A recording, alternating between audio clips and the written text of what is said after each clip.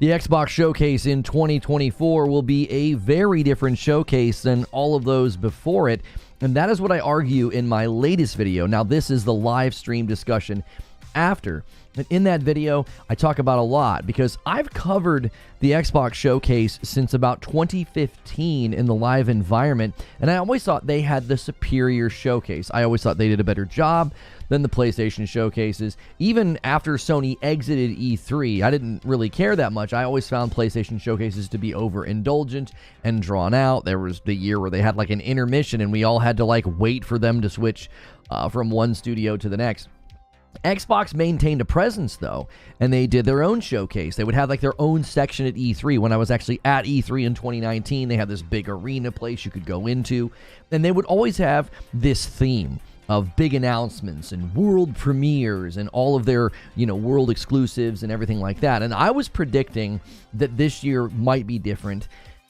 And then in the video, if you go watch it, make sure you watch it, there's a lot of info and leaks around the new Doom game, Doom the Dark Ages. And I had to go back to the FTC findings last year because I had to prove to people, listen, this was not planned to be a multiplat game. They were planning on making all of those Zenimax games exclusives, okay?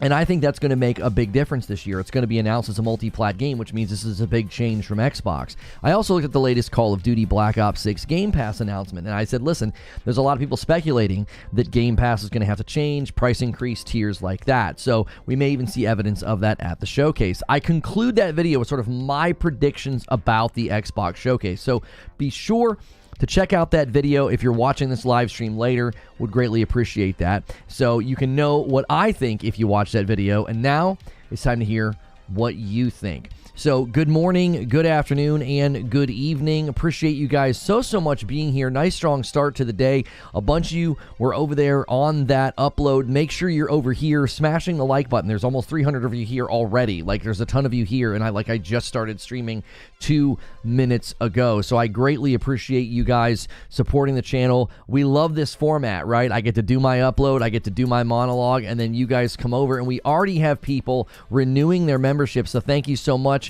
And we have a huge goal for you guys this week, and you're already crushing it. You're already crushing it. You guys did an amazing job yesterday. If we hit 500 members on the week, Creature and I have to play Foam Stars on Friday night. He's convinced you can't hit it. You guys had 125 just yesterday. You're well on your way. You need to average basically that for the rest of the week. 125 members Wednesday, Thursday, and Friday each of those days, and you will make this man play Foam Star, so don't forget to do that. I want to thank these renewals, though, from Stephanie. 11 months, love your content. I love to listen to you. To your news and try to catch your live showcase when I can. I do watch them outside of the live shows. Thank you so much for doing that. And then JoJo with 22 months. Thank you so much. And Han shot first, and so did you, Darius Ward, with the first 5 bomb of the day. There will be many more to follow, I'm sure. You guys, he was sauntering around during the member stream. He doesn't think you guys are going to hit that goal, and I know that we will. We crush it every week. This community is absolutely amazing. You can help us hit that goal as well by just getting up and picking up your own memberships. You don't have to wait for a gifted. So good morning and good afternoon and good evening to you guys. What do you think about this showcase? Is it going to be significantly different? I don't think any of this news is negative. People, if anybody's trying to say this is like a negative Xbox piece, it's only negative if you view it from a negative perspective. There are other people that are going to view this as a positive. They're going to say, listen, Xbox has more property than ever now, and they're going to be able to come out swinging, and they're going to be able to have all these massive announcements, and they're going to be able to really promote the fact that they're going sort of beyond their own console. Donnie with 12 months, a whole year. Cold as ice with the mic mute gag. I love it. Dude, I had to give you some grief because everybody does that. You are now a streamer. You are now a streamer. You are not a streamer until you go live or go to do something and forget that your mic is muted. So you're officially now a streamer. I dub you one. So yeah, I don't necessarily think this is a negative thing. Like, I'm just telling you, this is going to be different. I have been covering the Xbox Showcase for almost 10 years. I started streaming in 2014. I was like partnered and doing more serious types of content in 2015. And since then, every year, I have covered the Xbox Showcase. And I really have always thought they did a great job. And that's why when I opened the video, I said, look at all their amazing announcements. Like, they've always brought it. I think they bring the presence, they bring the heat, and I think they do a good job. They're one of the better showcases to watch. I mean, we always end up watching the other showcases, right? And we always come away with it saying Xbox's showcase was better. I don't know if I've ever not said that after an E3. I was always like, yeah, they had a better showcase. They had a better cadence. They had a better rhythm. Now, we're not going to get into whether or not what they talk about in the showcase comes to fruition. That certainly has been frustrating for people, right? A couple of years ago, you had the, hey, here's all the games coming in the next 12 months. And then they more than half of them don't make it. And then there were, there's the TV thing, right? And everybody kind of makes fun of that now.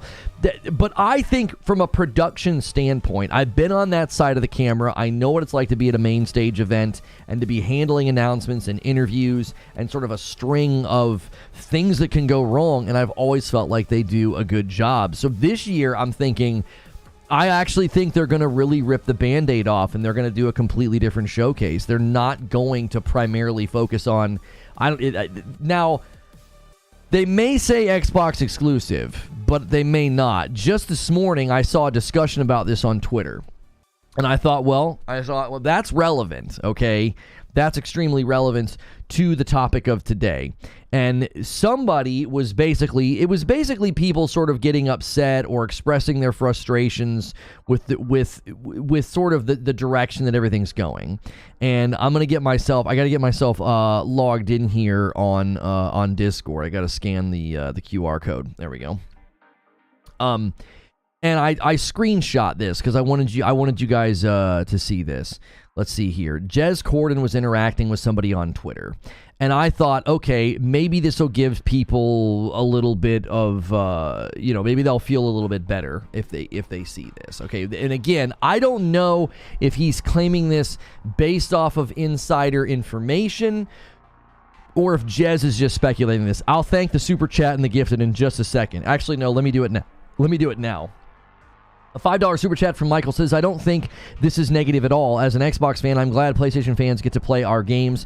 When we all game, we all win. Yeah, I mean, that's definitely a perspective that some people are going to have. And then Joker Quinn gifts a member, and Darius Ward gifts a member. We got a couple single gifteds coming in to get us closer to that daily goal. Thank you so much. That's 7 out of 25. Every 25 members, I give 5 back. You guys absolutely went crazy. And Light Leap hits 35 months. That's almost 3 years. It's a VIP. Another month of subscribing to Reforge Gaming. Because who needs sleep when you've got epic streams and the best community ever? Keep up the hype, fam. Sub-renewal party. Light Leap's trying to get you guys hyped up. Thank you so much. I let ChatGPT write my celebration message. Did you really? I had something pop up yesterday in the chat box, and it said something to the effect of, like, help me write or something. And I was like, what the heck is this? So, there you go. So, Jez says here...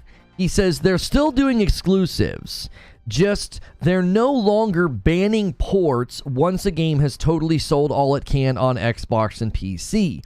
You'll get some day and date multiplats, but you'll still see games launch on Xbox and PC first for the foreseeable, all right? And some guy's like, have you heard anything on this? And he says, I know some devs would just rather focus on one platform, at least initially, and Microsoft will let them do that. So again... He didn't really answer the question as if, wait, have they officially said they're going to be doing this? He's saying, look, I know there's devs that want to do this. Microsoft is going to let them do it. Xbox is going to let them do it. Now, you have to really read carefully what he's saying, though. He's saying there will be timed exclusives. Because he says, he's like, there will be some games that launch on Xbox and PC first for the foreseeable. So what that means is that's not necessarily pushing back on how people are viewing this. They're like, well, wait, why would I be on Xbox if everything eventually comes to PS5? There have been people that have said that about a PS5. They're like, well, who needs a PS5 if everything eventually comes to PC? Because they're looking at games like Ghost of Tsushima and God of War and Spider-Man, and they're like, if you're going to bring all your greatest hits over here, why would I buy a PS5? Well, now people are feeling very similarly within the console realm, and you know why they're saying that, right? Like, a lot of these people don't want to buy a PC. That's fine. They prefer to game on a console, and they're like, okay, so if everything's eventually just going to come over anyway, then why would we not do that? Did they finally confirm a state of play? Or are you pulling my leg? I thought it was going to be tomorrow before that Silent Hill thing. That's what I thought. Yep, I was right. PlayStation State of Play tomorrow at 3 p.m. Pacific with 30 minutes of updates. Yeah. I told you guys when I saw that Silent Hill update, I was like, I bet you they're doing that as a follow-up to a State of Play, and they're going to do the State of Play like an hour before that. That's exactly what they're doing. Soon as I saw that Silent Hill announcement, I was like, I bet you I know when that State of Play is. And since they waited so long to announce it, I think we get the showcase in September, and I think the showcase is where they announce the PS5 Pro. There'll probably be some announcements and things of that nature as well, for Jeff Keighley, because PlayStation is involved. They are involved. Obviously, everybody's hitting me up. PS5 Pro, the PS5 6 Pro. The PS5 Pro is rumored to be ready for launch since last year, according to Moore's Law's dead leaker. Yeah, I still think it's going to be later in the year.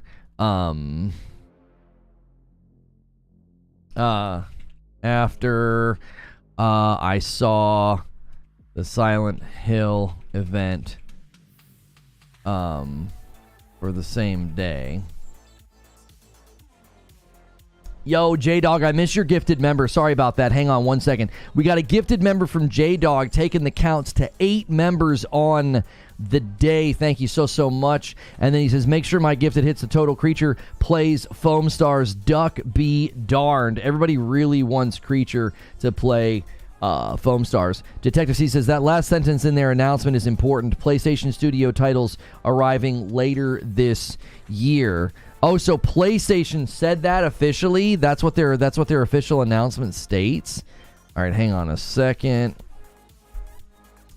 PlayStation says State of Play returns with a 30-minute broadcast this Thursday at 6 p.m. Eastern. Tune in live for updates on 14 PS5 and PSVR 2 titles, including a look at PlayStation Studios titles arriving later this year. I got to tell my wife that event is Thursday. Come on, iPhone. Thursday at 6 p. I told her, I said, I think that's when it's going to be, babe. I said, they announced this Silent Hill thing, and I think PlayStation's going to go before that. That's what I think is going to happen. Because that Silent Hill is probably a follow-up. They're probably going to be a part of that showcase, and I'm sorry, State of Play. They're going to be a part of that State of Play, and then they're going to say, oh, hey, by the way, be sure to tune into a Silent Hill deep dive. Yeah, the State of Play is tomorrow. We will definitely be streaming that. We had plans that night, and when we made the plans, I told her, I said that very likely could end up being a night I have to stream. So... Stormkiller with 15 months of memberships. Welcome back. Thank you so much for renewing your membership. And thank you guys for being here. Thank you for smashing that like button. Why is it doing that? Oh, okay. YouTube's having some problems. If you guys are having blips and having to refresh, I apologize. That is not on my end. Everything is clear on my end. So if you had a little bit of a blip there, I apologize. YouTube might have had some kind of a hiccup. Date night canceled. Yeah, unfortunately, we're gonna have to because I knew when we made those plans that those plans might get canceled. Yeah, my wife's. Yes, we gotta cancel.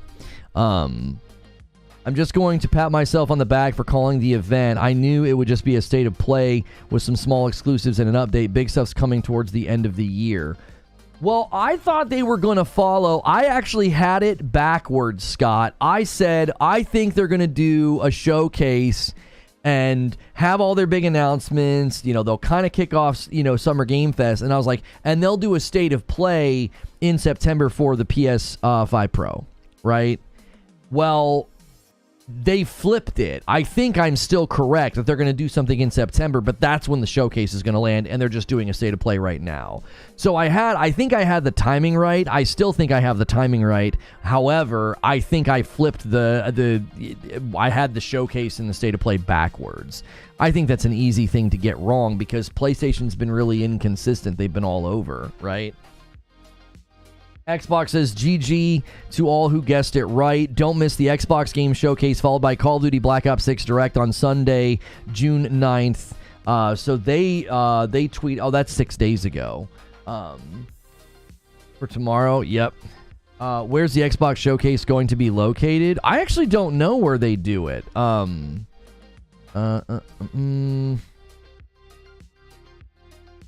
FYI, Ronin's on sale right now. Oh, nice, nice. Just be warned if you get Ronin. Like, it didn't have the best performance. I think it was fine. Also, I feel like it's a little long. You got to know what you're signing up for. You're not signing up for, like, a 25 to 30-hour game. It's a pretty big game.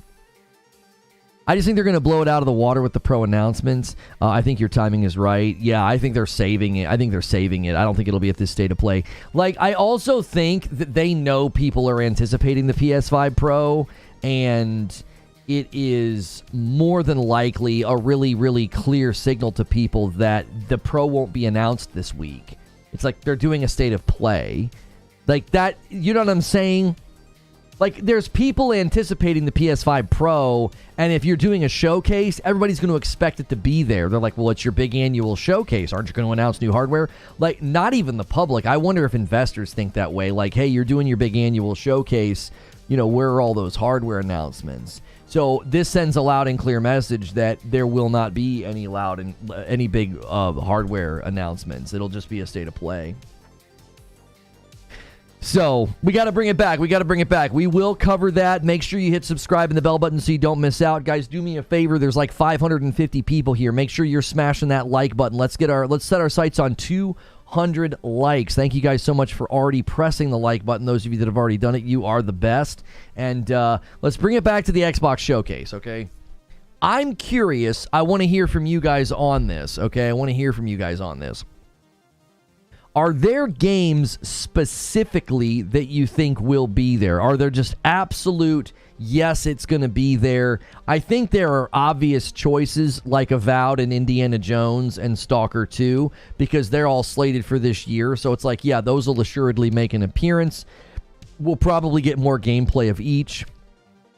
I'm hoping Avowed can kind of show... They responded to some of the criticism of the combat looking kind of clunky. Buffalo Wing Dave in the members-only Discord is saying State of Decay 3 needs to be there. It's been quite a while since they announced State of Decay 3. I believe, I'm going to double-check myself here, State of Decay 3 announcement, I think that was 2019, was it not? No, I'm sorry, it was 2020. They announced State of Decay 3 in 2020, so it's been 4 years, so I could see people being like, hey, man, what's going on with that game? It's been quite a while. I got people saying Stalker 2 will be a sleeper hit. I think Stalker 2 looks good. I'm anticipating that being another good game this year. I think it looks solid. I've not seen anything that's worrisome. There's been some slight lighting degradation, but that's normal. Some of those first things they showed seemed almost impossible with the reflections on the wall and the water and the muzzle flare. People are saying Everwild. I don't think Everwild will be there. Gears of War 6, says Biggie Smalls. Yeah, I've seen some people make some predictions about Gears, Biggie. They're saying that not just Gears 6, they think the Gears collection will be there. Yeah. I'm also seeing people speculate that they think the Gears collection is going to be a multiplat release. Guys, thank you for letting me know that the state of play is tomorrow. I saw the announcement, I tweeted it, and we will be covering it. So make sure you're subscribed. Make sure you got your bell button checked so you don't miss that stream. A great way to never miss a stream here is to make sure you are in our members-only Discord. It's going to be better than the Sony State of Play. I mean, a state of play that's 30 minutes long, I don't anticipate that going toe-to-toe with the full-on showcase. That's not really saying anything. I expect the state of play to be good, though. I mean, what do they say, 30 games? You know, I don't necessarily think we need to compare the two. I think if you're looking forward to Xbox's showcase, then, you know, just look forward to it. What do you think is going to be there? I think the PlayStation Showcase, the actual PlayStation Showcase, is going to be later this year. It'll be in September. So that way they can announce the PS5 Pro a lot closer to its release date. Yeah. Sony State of Trash. I mean, you don't have to like Sony, but if you look at the sales charts, they're having a pretty banger year. The two top selling games last month were PlayStation games. So I mean, I think they're doing all right. I think Xbox has a strong lineup as well. I think if you have both systems, you're eating really, really good. You know, if you have both systems, then you don't have to worry about missing out on something like Black Ops 6 on Game Pass, especially if you're a Game Pass subscriber. Indiana Jones, Avowed, Stalker 2. I mean, that's a pretty strong lineup. Now, I still have this lingering concern that Indiana Jones, you know, gets delayed, but I think they recently reconfirmed that it's coming this year. So I'm like, all right, I was a little worried about that one. That one kind of came out of nowhere. Someone put number in the chat. Lono, your numbers look higher than when you were just streaming Destiny. Good to see. Keep rising, brother. Oh, I appreciate that very, very much. Thank you. Fanboy statements bring nothing to the conversation but make you look foolish. Yeah, like if you want to show up and engage in the conversation, go for it. There's no this state of trash or this is going to be bad and this is going to be better. I think you can enjoy both, you know. Like I can enjoy a Nintendo Direct because I have a Nintendo Switch. I can enjoy the PC game show because I have a PC. You know, when you have every platform, you can enjoy all of it, you know?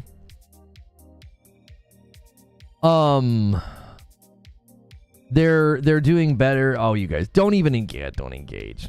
Avowed and indie for sure, says Lone Wolf. I think Dragon Age Inquisition is there as well. Jez said there was a third-party game that's going to be shown with a weary fan base. A weary fan base. Okay. Are they showing stuff tomorrow? Xbox Series X, PlayStation 5? Well, they won't. There's nothing for PlayStation to say about the Xbox. They're going to do a state of play tomorrow, and it's going to be about their stuff. They're going to be saying, let's just see here. I'll get the direct quote. That's good. I'll retweet that, Donnie. I look forward to your apology. I was defending you.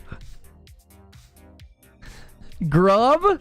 I was defending you. I said leave Jeff Grubb alone. I said May isn't over, right, guys? Right? Right? It's going to be okay, isn't it?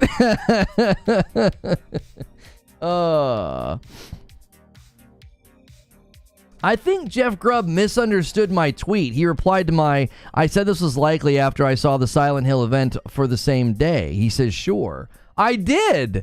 I said that in the live environment. I told you that, guys, yesterday. I said, I think it's Thursday. I said, I think they're going to do the state of play right before Silent Hill. Somebody find that clip. I said that yesterday. I said, they're going to wait. They're doing, what is it, days of play today, and they're going to do it after. I'm not apologizing to you, Grubb. I was being playful. I said, leave Jeff Grubb alone. There's still time. I was being tongue-in-cheek. I sat in front of this audience and I told you guys, I said, it's going to be Thursday. It's going to be an hour before the Silent Hill thing. Somebody find me that clip from yesterday. Doom 3 gameplay, Perfect Dark update, new Avowed gameplay.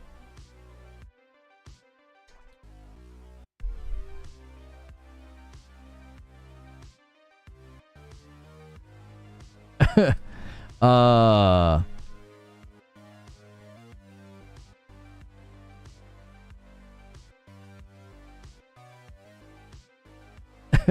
literally said this on my live stream yesterday. Friendly fire, Grub. Friendly fire, Grub. He's shooting at me. He's shooting at me. It's friendly fire. I'm on your side. Xbox finally has games. They just need to spend $80 billion to have them. Come on. Come on. Did I say Perfect Fart? I didn't mean to say Perfect Fart. I'm actually looking forward to Perfect Dark, but it's we heard it was in rough state or whatever because they rebooted it and they lost people.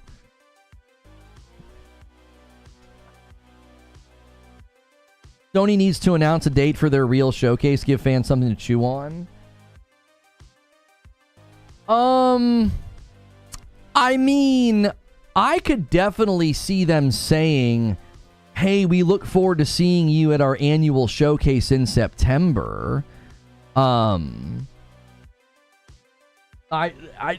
don't know, though. That seems really early. May 30th to September. Well, we're basically out of May, so June, July, August. 3-4 months ahead of time. I don't know. That seems a little early. That seems a little early to say it. They might end it, and they might end it and say that. 30 minutes sounds like a weak presentation. I mean, I would say that PlayStation typically does shorter state of plays. Do they not?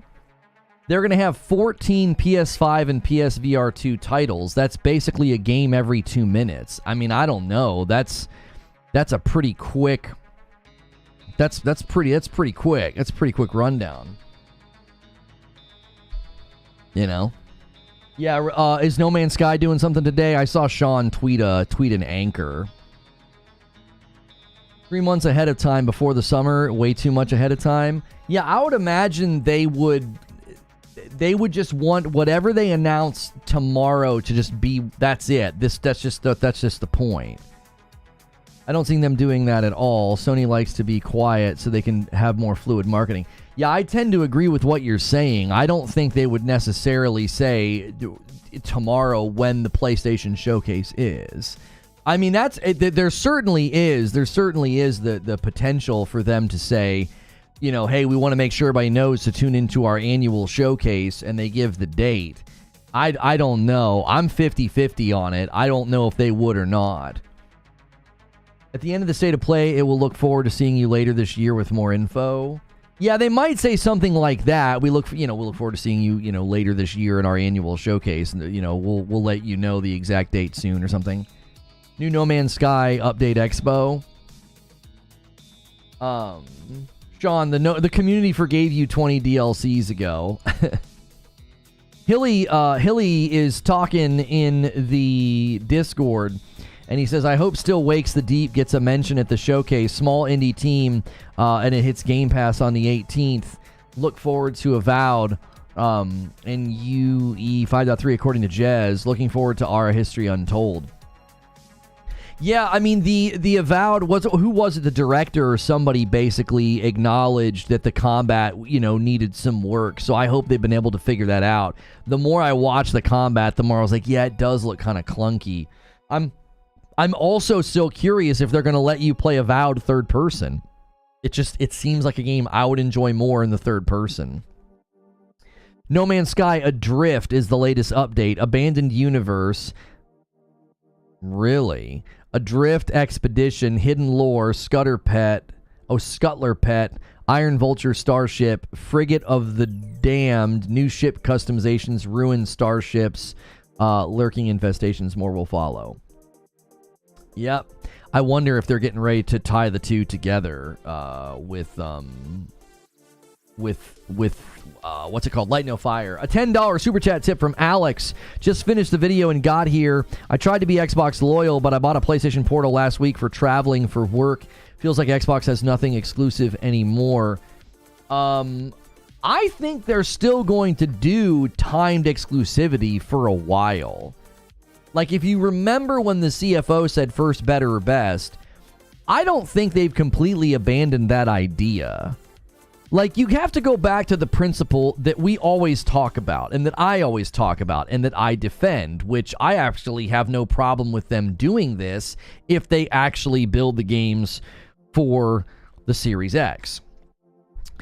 I have no problem with the game being built for Xbox first and launching there first because we get better games. Jez Corden said just this morning that he's spoken to developers that would prefer to do that. They would prefer to build for one system. Now, again, the problem you're always going to face with Xbox games is they have to build their game for Series X, Series S, and PC. That's not exactly one system, but they're at least all in the same hemisphere. It's not like you're building for that, and then you're also building for the Nintendo Switch 2, and also building for the PS5, and maybe you want to leverage, PS5 Pro and get that enhanced label or whatever. So I could certainly see them saying, hey, we're still going to have games that land on Xbox and PC first. It's going to be the best. Like, I still think they're going to stress things like, this is the best place to play Xbox games. First, better, or best was what the CFO said at that one meeting. And I was like, well, they're not, I don't think they're going to just immediately turn everything into that, oh yeah, we're every single game is multiplat day one. I think every game is multiplat eventually, right? Grub says he wants an apology. I replied to him. I was defending him. I was being silly. I was like, guys, leave Grub alone. I used the leave Britney alone meme, and I was like, there's still time left in May, right? Like, I was acting nervous. Like, right, guys? Right? It's still happening, isn't it? Like, I thought it was clear that that was a joke of a tweet. It wasn't me attacking him. And I literally said yesterday, I still think it's coming. I think Grub is right. I said, I think it's going to be Thursday before the Silent Hill event. Like, I'm on his side. Everybody got on my tweet and was being so nasty. It was like, leave him alone. He said he heard something was coming. There's something coming, I think. And even if it doesn't happen, that doesn't mean he lied. Like, he's like, what is he out here just making things up? I've always been in his corner. If something changes, that's not on him. Like, if somebody's like, yeah, I heard that this is happening, and then something changes, like, well, there were people that heard that every single Zenimax game was going to be an exclusive because Phil Spencer said it, and that's not happening. Even Christmas. Oh, we got a new Alters trailer. Nice. I think that game looks cool. He knows you're joking? No, he replied to my tweet where I said this yesterday. I said that it was likely going to be after the Silent Hill thing, and he replied and he said, sure.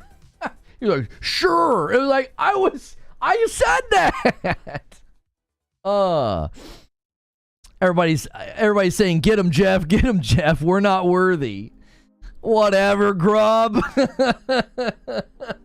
Lono, why do you hate Jeff Grubb and America? Oh my gosh. Even when you try to be friendly to people, everybody's on edge, dude. I'm telling you, Twitter does that to you. You think everybody's your enemy on Twitter. It's so hard not to. He probably thought I was just one more person taking a shot. It's like, I wasn't taking a shot. I was trying to lighten the mood, have some levity, leave Jeff Grubb alone. Ha ha ha. Are we allowed to laugh? No, this is all serious. Oh, this is all dramatic. Okay, like, gee, mini Christmas, everybody. People were being nasty. I was like, guys, it's just a showcase. Yes.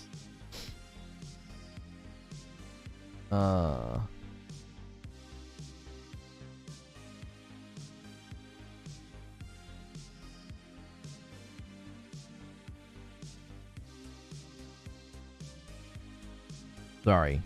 I was responding to my wife. She sent a text. A lot of games should be crossplay. Well, yeah, I think more and more games are going to be crossplay when they come out if they're multiplayer. Oh, there it is. Help me write, powered by Google. Okay. It says, write with more confidence anywhere on the web. Just start with a few words or a first draft to getting suggestions. Your text and content and URL of the page that you're writing on will be sent to Google and reviewed by humans. Okay. Help me write. I love Xbox games more than pizza. All right, create. Here we go. Let's see what we come up with.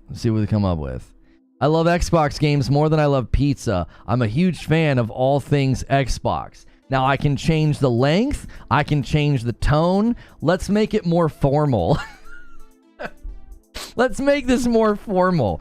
I adore Xbox games more than I enjoy pizza. I'm a huge fan of all things Xbox. We need to elaborate here. We need more. I'm telling it to elaborate, all right? I'm a huge fan of all things Xbox. I own every Xbox console that has ever been released, and I have a huge collection of games for each one. I love playing Xbox games so much that I would rather play them than eat pizza. There it is. There's my AI... oh, it's too long. No. There we go. I'll just take off the first part. Oh, you found the clip? All right, we found the clip. We're going to be able to drop the clip on Grub. Here, let me watch it. Let's watch the clip. All right, let's get it pulled up here. We got to let Grub know. I like Jeff Grubb. I really do. Like, the fact that he thinks I was attacking him. He's like, you owe me an apology. I don't owe you an apology. All right, here we go. Silent Hill. Okay, here we go. Let's check this out. Oops, hang on. Cap card. All right, I'm going to turn my music off. All right, here we go, Grub. Are you ready? Here you go, Jeff. No word on the showcase. At this point, I think we get a state of play. I think they announce a state of play. I thought the state of play was going to be tomorrow because they're doing that days of play thing. But here's another theory I'm going to throw out there. All right? Let me throw this theory out there. Let me get the date right. Silent Hill is doing something on May the 30th at 4 p.m. Pacific. Now, that's 7 o'clock Eastern. So I could see that being an after-show follow-up whatever to something that Sony's doing on the 30th. Does that make sense? Because I could see Sony doing something at like 5 or 6 o'clock. I'm your friend, Grub! I'm just kidding. I would like to be your friend, and I'm being friendly. And I made that prediction yesterday. I told y'all. I was like, come on.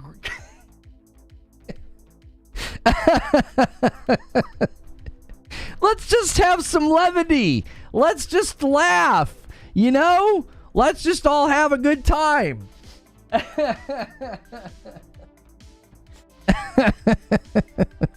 The receipts.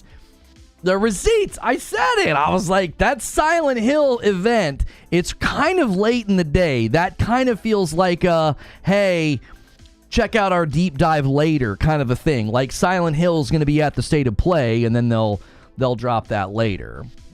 Yeah, I'm your friend, Grub. Somebody clip that and send it to him.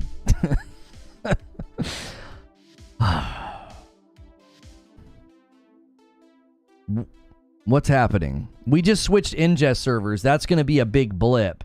So if your audio messes up, just refresh. I don't know why YouTube does that. They've been doing that later in the day when we're in like a members only stream, and it disconnects and reconnects us right away. So I apologize. There we go. Yeah, let me. When did this guy make his account? He's just being super disruptive. Okay, he made his account 17 years ago, so he's not just here being a troll. I mean, he is being a troll, but it's not like some new account troll that, that's a coward and won't come in on their main.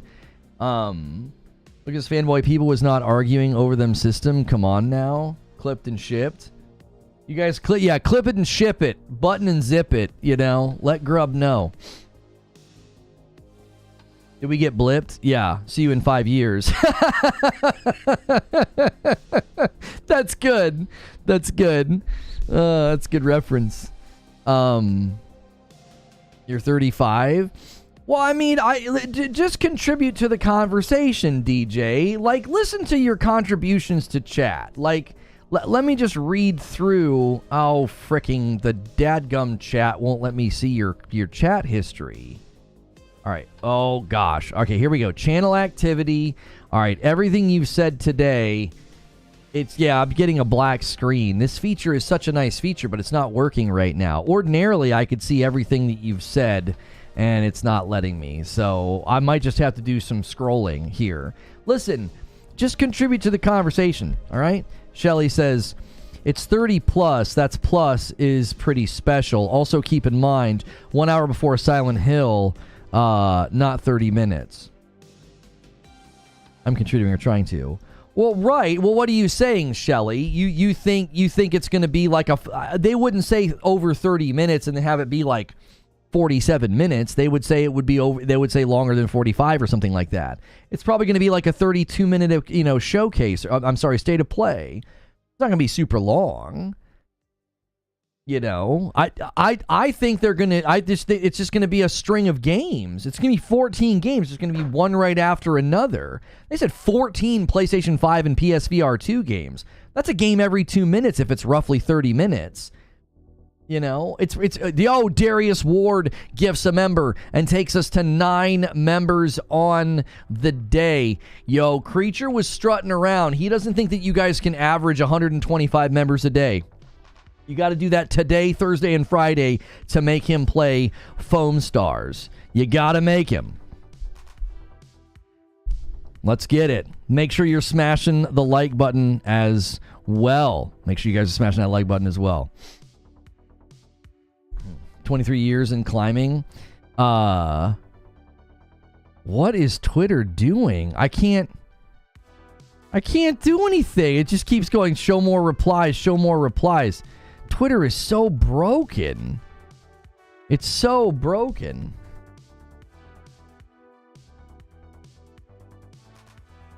Maybe the showcase in September to reveal PS5 Pro and Ghost of Tsushima 2. I would be surprised. I don't know if they'll say Ghost of Tsushima 2 now, since it is just a state of play. That's a really good question. We're kind of hijacking today's show. Blame Musk. Yeah, it's like totally broken. It just kept saying show more replies, show more replies. It was like ding, ding, ding, ding, ding, ding. It kept loading like this, that little window. Kelly says, I'm not saying it'll be an hour and end just as Silent Hill starts. I think it'll be 14 and 30 minutes is a little tight, especially if Concord is there. Go over, Threads has much better vibes. Threads is dead. I don't see any good interaction over there at all. That platform has died. Hijacking is the word. That's right. Well, I was asking you guys some of your predictions for the Xbox showcase. Then we had some people saying, Avowed. Hilly, you were saying that they're doing stuff in Unreal. So you're hoping that we get kind of a showcase there of that as well. You're telling Mike that he's mistaken. Mike says, hey, exclusives because your Team Green can't hold their own, but Nintendo and Sony are on the top, and therefore you hate it and suddenly have an issue with exclusives. Well, yeah, if we could go back to that discussion, because I did touch on that a little bit, I still think you're going to have Xbox exclusives. They're just going to be timed exclusives. Whether it's Indiana Jones, Avowed, Blade, I think those are all going to be timed exclusives. Now, they might not come out and say that, but they're going to say things like play it exclusively on Xbox and PC, or play it day and date on Game Pass, and they're going to make it clear that they're still launching games only on Xbox and PC, at least initially in their infancy. I don't know if they come out and actually use the word timed exclusive. I think that would be counterproductive. Yeah, I think that would be counterproductive. But you're a good question from Zubair. He's like, who's going to host this thing? Yeah, I don't know. Phil Spencer's gone dark. Has he tweeted anything lately? Let's see here. He retweeted Digital Foundry's breakdown of Hellblade. He retweeted Call of Duty. He retweeted Ninja Theory. He retweeted Unreal and Xbox. He's just done nothing but retweet. He retweeted Sarah Bond May 4th. I don't know if Phil has sent an actual tweet. The last tweet he sent was April 30th. Homie went dark for a month. All he's doing is retweeting. I don't see him replying to anybody. He's literally just using his profile to just retweet you know, Hellblade stuff.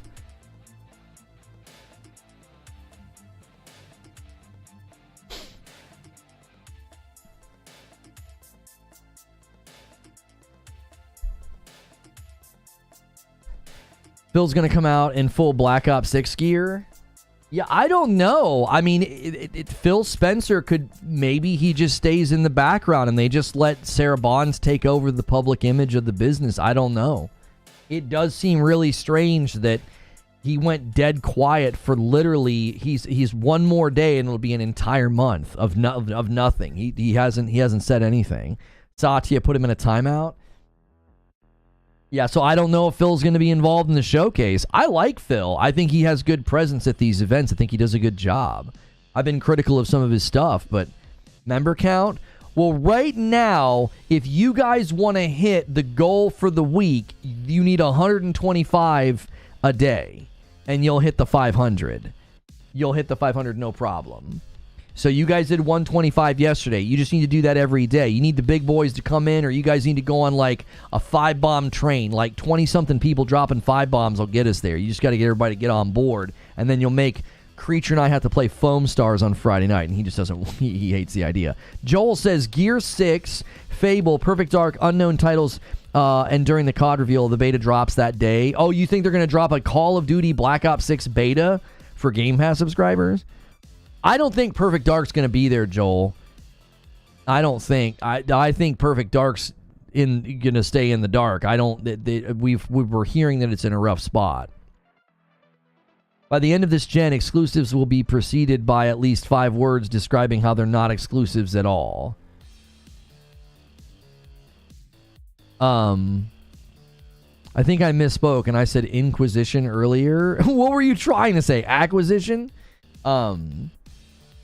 Must be new here. He covers gaming news once in a while. He plays games on stream, but yes, he's a big gamer. What's he asking? Is he asking if I play games? Does this guy actually play any games, or does he just gab all day? Actually curious if he's a big gamer. Yeah, I actually have played a ton of games this year. I've got like 80 hours in Helldivers. I beat Prince of Persia. I beat Stellar Blade. I beat Rise of the Ronin. I beat Hellblade 2. I want to finish... I got like halfway through Tales of Kinsera. I didn't like the combat as much of Prince of Persia. I wasn't vibing with it as much as I wanted. Yo, a 5-bomb comes in from Loomer. He says, come on, boys. Let's hit the goal. But yeah, this is a talk show. I do a safe for work Monday through Friday video game talk show, and Darius makes it really easy. He bumps the line by 1 to 15 out of 25. He's hoping somebody drops that 10-bomb gifted member dunker. So yeah, I don't use my live time a lot for gameplay. It's not what I'm known for. I'm known for the talk show. Like that's what I've basically built over the last, how long we've been on this channel? Almost 4 years. No, almost 3 years, sorry. That's what's up. Glad to know you're reporting on games after playing them a lot. That's what's up. Well, I don't do a lot of formal reviews because it's really difficult. I'm married with 2 kids, so like when I'm not sitting here with you guys, I'm typically writing up a monologue, and every day we start with that monologue, like that gets uploaded in the morning. And it makes it really hard for me to complete games. Like I just finished Stellar Blade over the weekend. That's how long it took me to do it. I just had to do it in little pieces. An hour or 2 here, an hour or 2 there. Like I just beat Stellar Blade over the weekend. Now I beat Hellblade 2 much faster because it's a much shorter game, but I did that because I wanted to review it because I was really looking forward to that game. So I wanted to make sure I did it. A 5 spot from Henry. Thank you for the $5 super chat tip. He says critical hit. Ben says, I'm not going to lie to you, dude. I need games more the length of Hellblade 2. 8 to 10 hours is perfect for my life right now. It obviously, depends on your life situation, why you might enjoy a shorter game like that. But for me personally, I think the sweet spot's like 25 hours. That's just me. 25 hours. If you're going to go longer than 25 hours, I need to be rolling credits by hour number 30. I'm just not at a place where I want to play a game that long anymore. It's really hard for me to do that. Like when I was a full-time Destiny streamer and could sit and I did 8 or 9 hour streams back then. Well, I could spend half of that stream playing a different game. I could spend 4 or 5 hours playing a new game. Well, if you do that, well, at the end of that week, you've put 20 hours into a brand new game. I can't imagine doing that now with where I am in my life. I cannot imagine a game launching and after it's only been out for a week being like, yeah, I already have 20 hours in that game. That seems insane to me. I don't have that kind of time anymore. Reminds me of Luke Stevens, but I believe he has a channel where he just games and records it. I'm not quite sure what he does with gameplay, but yeah, the commentary and just like sitting in a studio thing. I've seen his videos. Yeah, similar idea. Yeah, similar vibe. The reason I think they will drop a beta for Black Ops 6, says Joel, is due to them announcing it coming to Game Pass yesterday and not at the showcase. So a beta would be a big W for Game Pass subscribers. You know, I don't think that's a bad theory. Did they do a beta for the last couple of Call of Duties? Like, did they let you go in and play? I don't think they did one for Modern Warfare 3. I mean, there wasn't much there, so they probably didn't want to. Did they do a beta for Modern Warfare 2? I think they did. I feel like we played that. Didn't we play that? What was it? Wasn't it like one map, one mode or something? I can't remember now. They do a beta every year. Did they do a beta for Modern Warfare 3? I don't remember them doing a beta for Modern Warfare 3. I might have completely skipped over it because I knew that was going to be bad. I was like, it's going to be DLC. A 20 bomb, a $20 super chat tip from Sneaky Wolf says, I can't see Call of Duty selling consoles because it's on Game Pass. You're better off buying Call of Duty for $70 once and then spending $500 on a new console and $200 a year for one game, coming to $700 that year just to play it on Game Pass. Yeah, I don't necessarily know, and I agree with you. Thank you, Sneaky Wolf, for the $20 super chat tip. It was on PlayStation first. Oh, that's right. It was. I remember. That's right. The Modern Warfare 2 beta was on PlayStation first, and then the next week it was everywhere else. The beta for Modern Warfare 3 was Modern Warfare 2. That's pretty funny.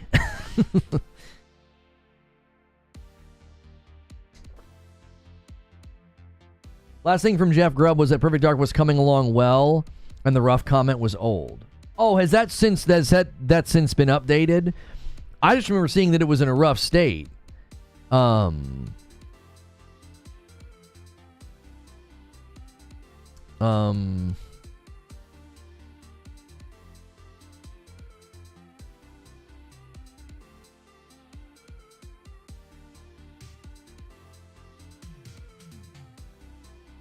hope Black Ops has a better story than Modern Warfare 3.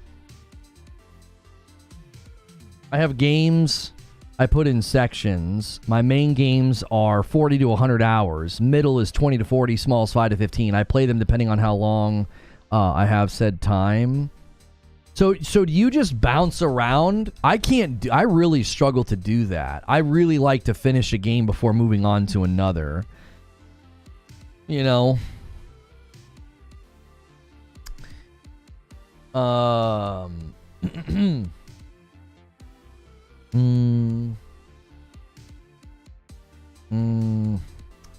State of Play coming soon. Yeah, State of Play tomorrow. Can you change the video title to predicting PlayStation State of Play and the Xbox Showcase? No, I won't do that. A 2-spot from Michael says, Lono, are you left wing or right wing? You know, I'm more of a breast man, you know? Good chicken breast, you know? Maybe good chicken thigh. I don't really like left wing or right wing, you know? More in the middle. Like that. That's what I like to eat. State of Play, 30th of May. Yeah, thank you guys so much for telling us about the State of Play. We know about it. Thank you. If you guys missed it this morning, we did an upload about the Xbox Showcase is changing, and that video is doing really, really well. Why don't we take a look and see what people are saying? Yeah? No legs. To quote Jerry Seinfeld, I have legs. I have legs. Let's see. You're a PlayStation fanboy, so what are you doing covering Xbox? I'm just going to say LOL. I wonder when Sony is going to have a showcase. My guess is September. I really don't know why people are surprised that Microsoft is making ZeniMax multiplat. What's really surprising is that they might make first-party titles like Gears potentially multiplat. Well, Phil made it clear. ZeniMax was going all exclusive. I mean, listen, I'm going to keep pushing back on that. I really, really am. I'm going to keep pushing back on that. It was not planned to be a multiplat game. Doom was not, okay? It wasn't. And Phil didn't just say this in an email. He didn't just say this in a meeting. He didn't just say this privately. He literally sat down. And said, hey, we're doing this ZeniMax acquisition to put more exclusives where Game Pass lives. Like, the idea was, we're doing this to provide more exclusives. Like I don't think that if anybody's saying that, like, no, Doom was always going to be a multiplat. It's like, I hate this word, but you are coping. That's a cope. What are you talking about? Phil Spencer publicly made it very clear that the plan was for these games to be exclusives. And then in a meeting, in a 2021 meeting, he's like, this is all ours now. This is all exclusive. It was such a far-reaching decision that the CFO said, wow. He's talking to Matt Booty, and he's like, wow, okay, that's a lot. That's a lot of frickin' games where Game Pass exists. Right, but they're not going to try to put Game Pass on PlayStation. Do you honestly think Satya wants to do that? The CFO of Xbox made it clear they're going to take their games into high-margin markets. That's not Game Pass. Game Pass is not a high-margin market. Putting Game Pass on PlayStation would not be something that either PlayStation or Xbox wants to do. So when Doom comes to PlayStation 5, according to this leaker, according to this insider, there's no Game Pass attached to that. They're just going to be selling the game to PlayStation owners. They're trying to make money. They're not trying to put Game Pass on PlayStation. Neither company wants that. PlayStation would say no. Xbox would never even initiate the conversation. Xbox has no desire to put Game Pass on PlayStation. That is not at all part of the strategy here. Listen, and you have your answer in the recent reports. There were recent reports that internally Xbox was debating whether or not they should put Call of Duty on Game Pass. That's all the proof you need that they don't have any desire to put Game Pass on other platforms. It wouldn't make any sense. If you're going to take the time to port your games to another platform, you're doing it to sell them. Look at how well the games are doing. Did you see the surge of sales, like for Sea of Thieves as an example? That's exactly what they want to do. They're not trying to put games on PlayStation so that they can do this Game Pass thing. I feel it's partly revisionist history. The argument when they bought them was that they paid $70 billion, so if you want Doom, buy an Xbox. That's exactly right, Mr. Anderson. That's exactly what I said to my producer this morning. It's like, I'm tired of the revisionist history. It's so tiring. We always have to claim or rewrite history. Like we're all too stupid to go back and watch YouTube videos and look at tweets. When ZeniMax was purchased, the talk of the town was, if you're going to want these games, buy an Xbox. There's no way they're going to buy all these games and not make them exclusive. And now it's, well, I thought all along they were going to keep these games multiplat. I don't know why everybody's surprised. This was always going to be multiplat. No, the frick it wasn't. None of you were saying that. None of the Xbox outlets or pro-Xbox people, none of the people who were pro-acquisition said any of that. They were all grinning ear to ear and being like, yep, you're going to have to buy an Xbox if you want these games. Yeah, and now it's that people are port begging. No one's port begging. It's basic market analysis. You bought a bunch of property, and the head honcho at your company indicated he doesn't like exclusives. Don't act like that's what I would even remotely saying. No, Creature, I wasn't saying that you were having revisionist history. You and I were having a conversation about this, and I said to you, I'm tired of the revisionist history. I wasn't saying that you were doing it. We were just having a back and forth about this subject, and he was under the impression that I was going to get attacked and that people were going to be like, he thinks that my short video for Twitter was like rubbing their nose in it. I'm like, I'm not rubbing anybody's nose in it. I've been covering Xbox showcases for almost a decade, and I believe this information about Doom is a huge shift, an enormous shift.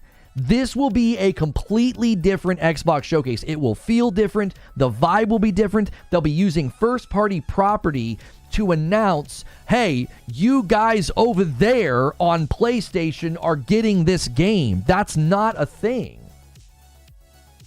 That's not a thing. They've not done this before. And I was expressing to Creature that I was frustrated by the revisionist history. It's like, why do we have to keep doing this? Like, there was always going to be multiplat. No, it wasn't. Phil Spencer very clearly had a different plan in mind. And Satya walked in the room and was like, we're not doing this. This isn't going to work. You don't have enough customers. You don't have enough hardware sales to justify making any of these titles exclusive. And like Jez Corden said, they'll be exclusives, but it's only going to be for a time. And the only reason they're going to be exclusive is because it's easier to develop. The developers don't want to build a game for every single platform under the sun, proving my point that timed exclusivity actually benefits the product as well as the developer. But that's a different motivation entirely. That's not an exclusive in the way that Xbox has done exclusives historically. This guy panders to PlayStation Sony boys and blabbers propaganda. Thank God I worked at Microsoft. Talking about Satya. So what have I said about Satya that's incorrect? He stated at the FTC trial that if he had it his way, there wouldn't be exclusives. And after they buy ABK, there's an immediate shift, and there's been plans in place to basically get rid of exclusivity, to just bring games to all platforms. The man said on a shareholders call, somebody asked him about the future health of Xbox, and he said, we can now do what we've always set out to do, and that's make great games and put them on all platforms. He said in an interview that now with Activision Blizzard, we feel like we can be a great publisher on PlayStation and Nintendo. I mean, maybe you were too busy working at Microsoft and then having to leave every 18 months because of their corporate policies about contracts to keep up with the fact that Satya Nadella's made it very clear that they're moving away from exclusivity. They're moving into a publishing role. You know what I'm saying? Somebody left a comment on the thing. Yeah. Oh, no, here he is right here. Yeah, there he is. He's literally left a comment on the video. Just... What's propaganda? How is a single ounce of my video propaganda? It's literally looking at the history of the Xbox showcase, looking at Doom, looking at Black Ops 6 coming to Game Pass and saying, this is going to be a very different showcase. This is going to be very, very different. People don't realize is that Xbox games going multi-platform means Xbox foot the bill to develop and market the games to other platforms. That's exactly right.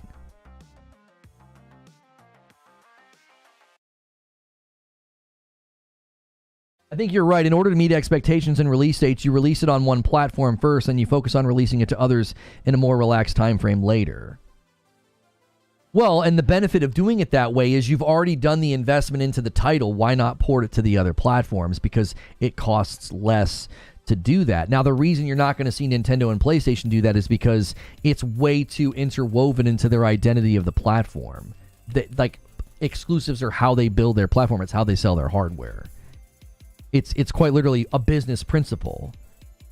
When Gears and Halo to PlayStation, it's officially over. Lono, don't feed the troll. You've been right the whole time. I mean, I'm not even feeding the troll. I was just calmly dismissing him. It's easy. It's easy to dismiss people like that.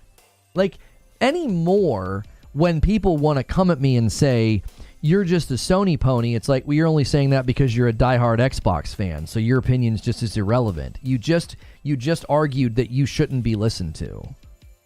It's like they don't have the self-awareness to know that if somebody having a bias or having a brand preference that makes their opinion irrelevant, then they just admitted that their opinion is irrelevant. Like, they don't even understand what they're arguing for. Instead of being so concerned about what my bias is and what platform I like, why not come and engage?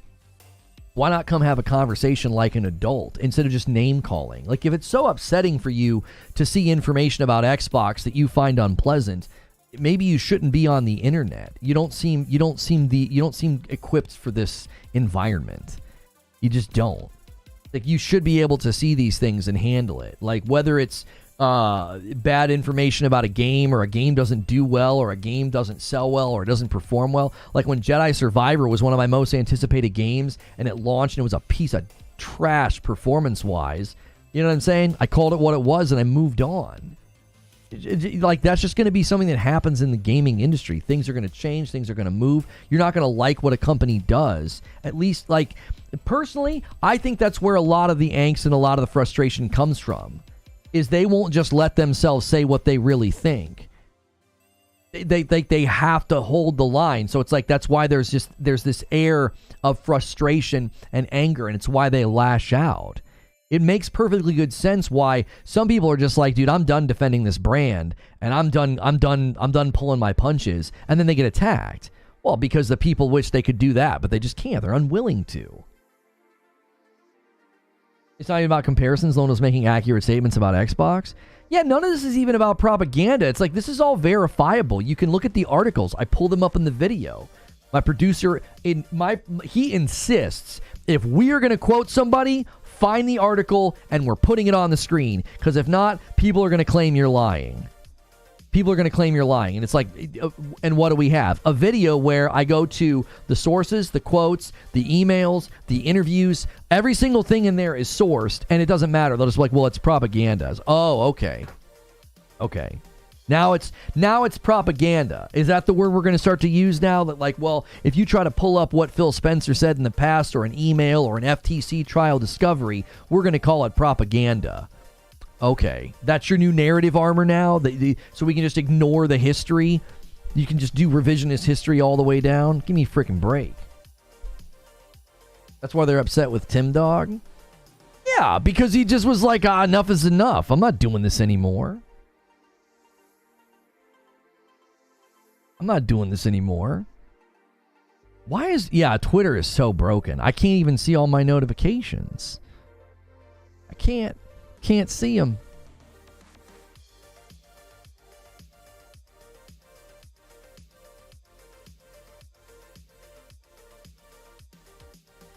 Never doubted you, Jeff. Sarcasm.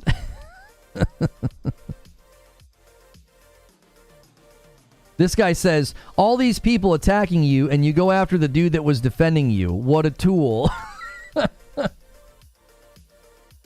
That's what I'm saying. That's what I'm saying. He swings at me. You know? He's swinging at a lot of people, though. He is. And I get it, dude. I understand. I understand exactly what he's talking about. Or, I'm sorry, I know exactly what he's going through. You make a prediction, you say something's going to happen, and then everybody attacks you for it. And then when it actually happens, right? Then when it actually happens, you want to strut your stuff, right?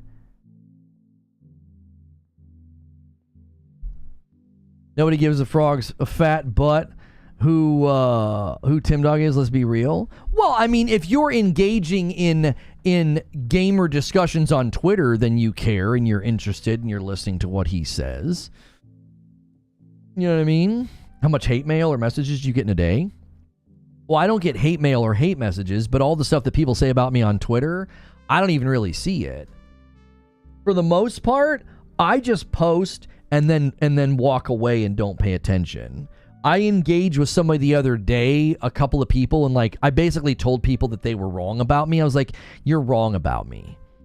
Like, everybody that assumed I hated on Hellblade 2 because I'm a quote-unquote pony, it's like, you don't know me. You don't know my history with the game. I saw people saying that they're like, I doubt he even played the first game. It's like, check my Steam, Reforge TV. I've got like close to 40 hours.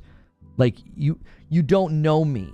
So, like, there's a couple of people I basically just told them, it's like, you have no idea why I liked or disliked a game. You're just presuming the reason because you're a fanboy. That's the irony. It's like you're calling me a fanboy, which is basically you admitting that you're the one that is thinking in that way. I'm not biased. I'm neutral. I like Xbox and the other company equally. Say my name 3 times and I appear. That's the other thing. That's the other thing is it's like, I've never claimed to be neutral. And people are like, well, you're just a fake neutral. It's like, I never claimed to be neutral. That's a stupid thing to claim. No one's neutral. Everybody has preferences. Everybody has preferences. My preference this gen drove me to primarily play on another platform. And was really easy. One platform released more games. Like, what do you want me to do? You have a gifting alert with Senua? Yeah, I literally, where is Senua? She's on the 10 bomb, isn't she? No, she's on the 20 bomb. Yeah, the highest is 50. We put the Death Star on the 50. Senua was on the 20 bomb. It's like, yeah, and then people call me a grifter. The thing about calling me a grifter is, the only people that call me that are the ones grifting. Seriously. Like, it's that they don't even understand the world they're in. It's like that scene in Watchmen where he's like, I'm not locked in here with you, you're locked in here with me. It's like grifters see grifters everywhere. It's like that's all they do. They eat, drink, and sleep grift. It's like they grift off of other people's content, they clip farm, or they make content off other people's content, and then so they basically are like, well, you're being successful, so you must be a grifter. And it's like, well, no, there's plenty of ways to do coverage on YouTube that doesn't need to be a grift. A grifter is basically a con man, but people use grifting commonly in the YouTube space to describe somebody that doesn't care about the thing that they're talking about. They're just grifting. They're just grabbing hold of drama and just talking about the drama so that they can get clicks, right? Like channels that don't care a lick about video games talking about how woke Assassin's Creed Shadows is. That's a grift. They're just grifting. They don't give a frick about Assassin's Creed. They probably don't even believe what they're saying. They're just grifting, right? If you look at my channel and you look at the content that I make and the work that we put into the monologues and the research and how it's based on fact, and then obviously I give you my opinion, calling that a grift, it couldn't be more drenched in ignorance and a lack of self-awareness. It's like, how is that a grift? It would be a grift if I grabbed hold of every single 4chan rumor, Reddit rumor, and made videos with false claims on the thumbnail and the title. That's a grift. You're just grabbing anything you can. You have no good faith. You're just doing it, and you're just being purely opportunistic. That's a grift. To be fair, I sometimes bait people into defending my opposite point because everyone agrees. It gets boring quick, and Doc says, I'm kidding. I definitely am not neutral. That's why Xbox disappointing me hurts more. Well, and Doc, I still to this day think that's why you and I became friends so quickly, because we were both frustrated with Xbox. We are both disgruntled Series X owners, right? Like, we are joined in that feeling.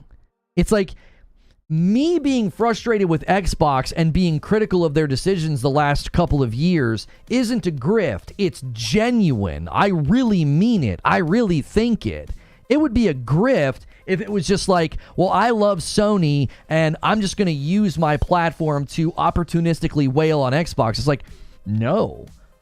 I when we looked up my time in Fallout 4 the other day, it was like, oh my gosh, like 110 hours in Fallout 4 on my Xbox.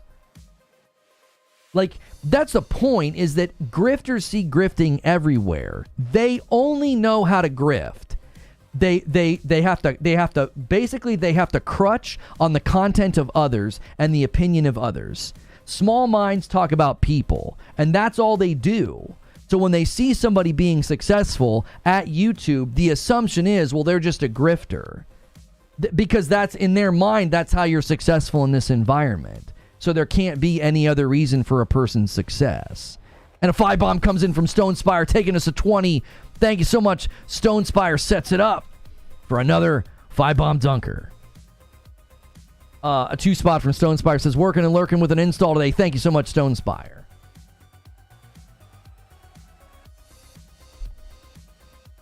I want to say, Lono, one of the best things about your channel is that you always show and reference the source material. Gotta get back to work. I'll be lurking. Shirt looks clean. Oh, thank you. This is another one from Into the AM. This isn't the cassette, Doc. Remember when I had the cassette and I had to tell you that my kids didn't know what it was? Yeah. I like this one. This is another good one from Into the AM. You guys use my code over there, code Lono or intotheam.com/Lono. And anytime they're doing a sale, you can stack my code on top.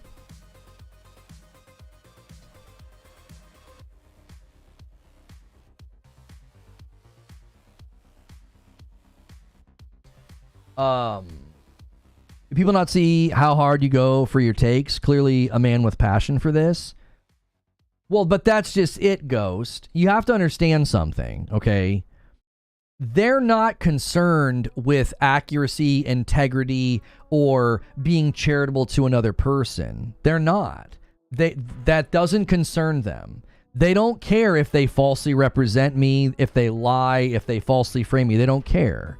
That's not a priority in their life. It's a priority in my life. It's why I don't make content about other people. I just don't do it.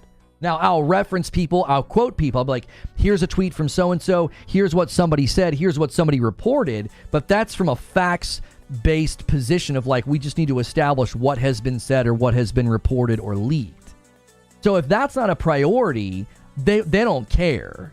That's the irony of calling me a grifter. Calling me a grifter is a grift. You're misrepresenting me, you're lying, you're being dishonest. You're misrepresenting me, and that's an opportunity for you to get clicks and for people to like you. You're basically appealing to people who sycophantically follow you and hate me. Or like you're appealing to that subset of your audience. Like that's a grift. Like that's the irony is like every single time someone calls me a grifter, it's like you are actively grifting by doing that. That's not, you're not breaking down the content and actually talking about like, well, I think his prediction's wrong and here's why. It's he's a pony. Like that's not, you're not engaging at that point. That's a coward's way of engaging, right? Because again, if you don't care about integrity and honesty, if you don't have those, if that's not your moral compass, you don't care.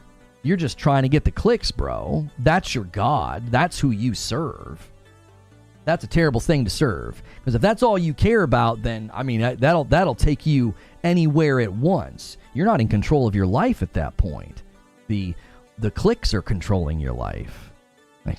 You're subservient to zeros and ones. That's misery. That's why it's, to me, it's like, I'm not doing that. I'm not giving into that nonsense. It's just not, there's just no reason. Will Lewis helps us hit the 25. And then Agent of Chaos is Ghost 14. He pushes us to 26. I now owe you guys 5 members. Thank you for being that Agent of Chaos. Ghost 14. He's like, we're not going to sit on 25. Are you and Luke Stevens cool? I can't get him to reply to me.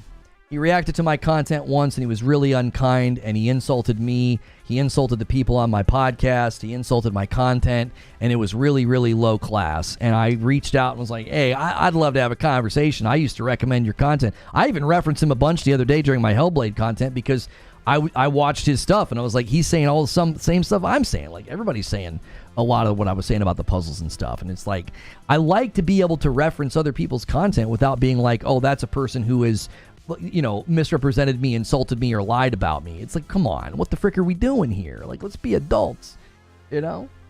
Why do you got to do that with your content?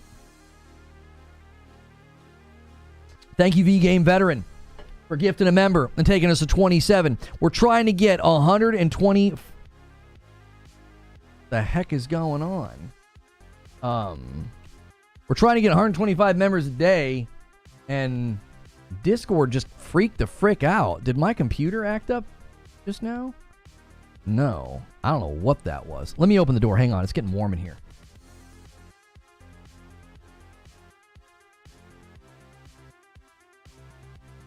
And thank you, Transmissions from a Spaceboat, for 29 months and a member plus. Look at how many months I've been grifted. Oh, that's a really cool one with the astronaut playing the arcade game.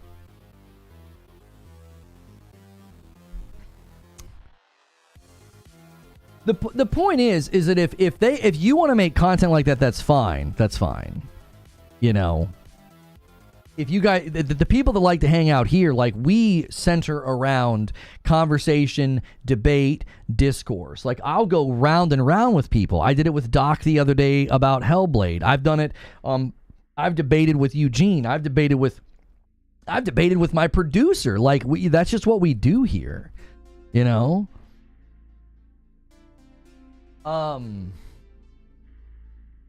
Zubair says, it's got to be exhausting pretending you aren't toxic. I get exhausted pretending that I am toxic in this chat. Discord's kind of messed up since the last update. Yeah, I don't know what that was. It like did like it looked like it was going to do like a black screen reboot or something. Yeah, I saw Hip Hop Gamer reporting that Halo is coming to PlayStation next year. Let me gift the 5 that I owe you guys. Hip Hop Gamer still exists? Yeah, he's been pretty active on Twitter recently. I've been seeing his tweets quite a bit.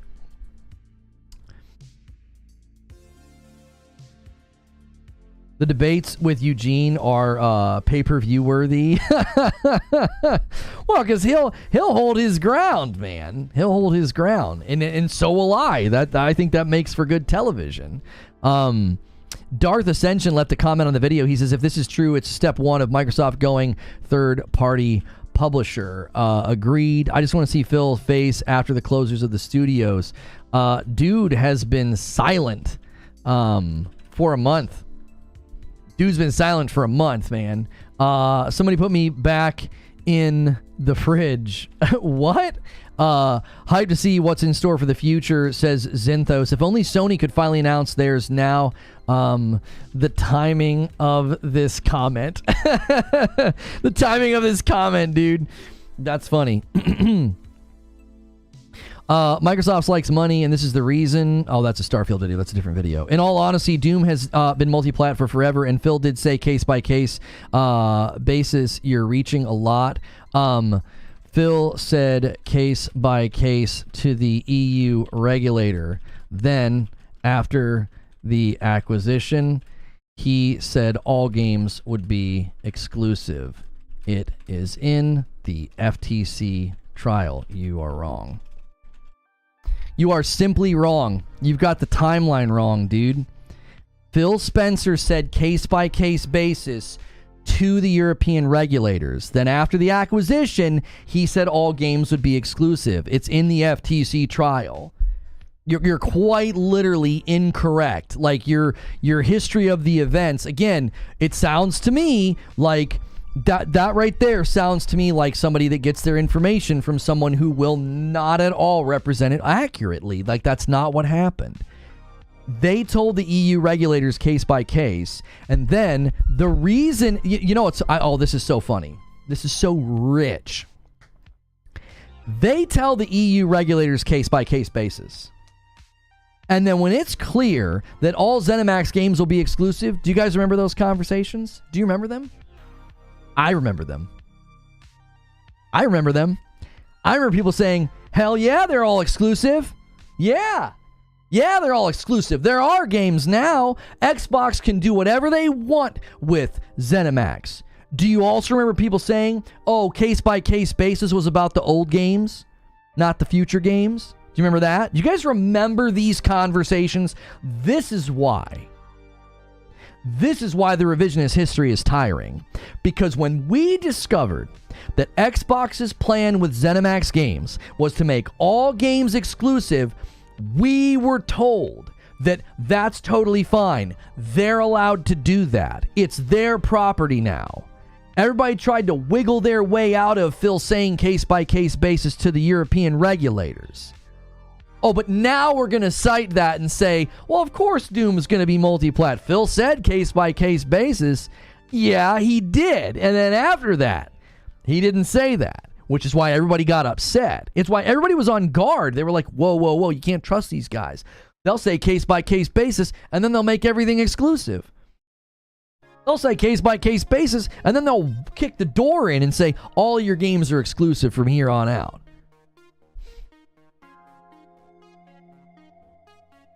This guy got a bunch of replies. In all honesty, Sony is looking bad when Xbox has dropped more first-party games on PS5 this year than Sony has. LOL. How does this look bad to the average consumer. How does this look bad to the average consumer? They don't care.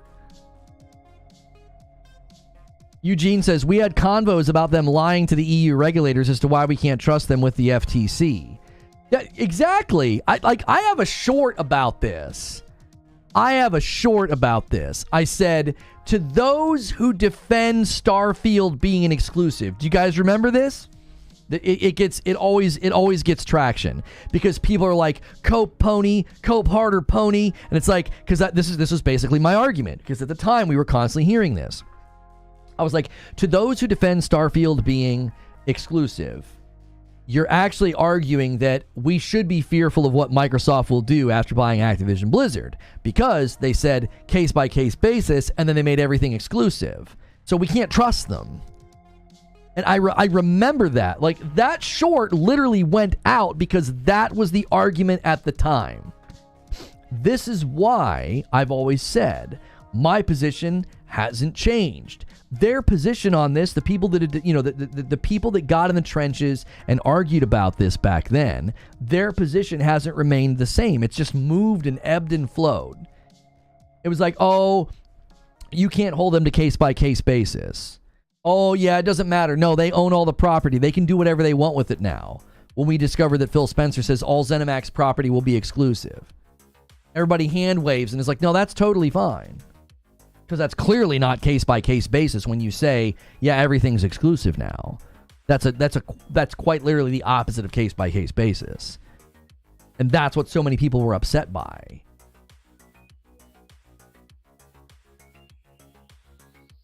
Try getting into these. The average consumer doesn't even know who owns Bethesda. That's exactly right. Like, no one even cares. They don't. No, the average consumer doesn't know any of this stuff, which is why none of it's an L. This is why it's not even really an L for Xbox to start putting their games on other platforms if the games are good. This guy says Gear 6, State of Decay 3, Call of Duty. All of those I agree with. I actually think those all make an appearance. Yeah, I think those are good. A bit of a bumbled announcement. That's an understatement if I ever saw one. I didn't want to wail on them for the Xbox One announcement.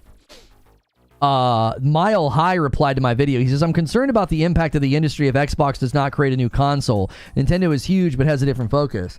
Sony and Xbox always seem to push the technological limits. Will a viable third console emerge?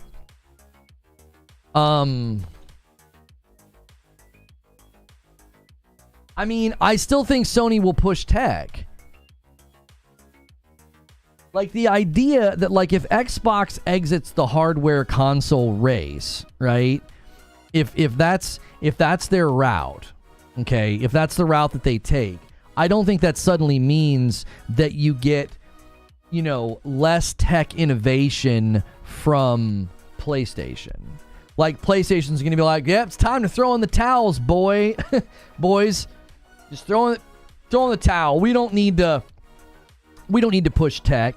They're partnered with AMD and they're trying to push AI upscaling and new technology and better thresholds of performance. And Sony also has a vested interest in pushing tech because they sell, TVs and entertainment hardware.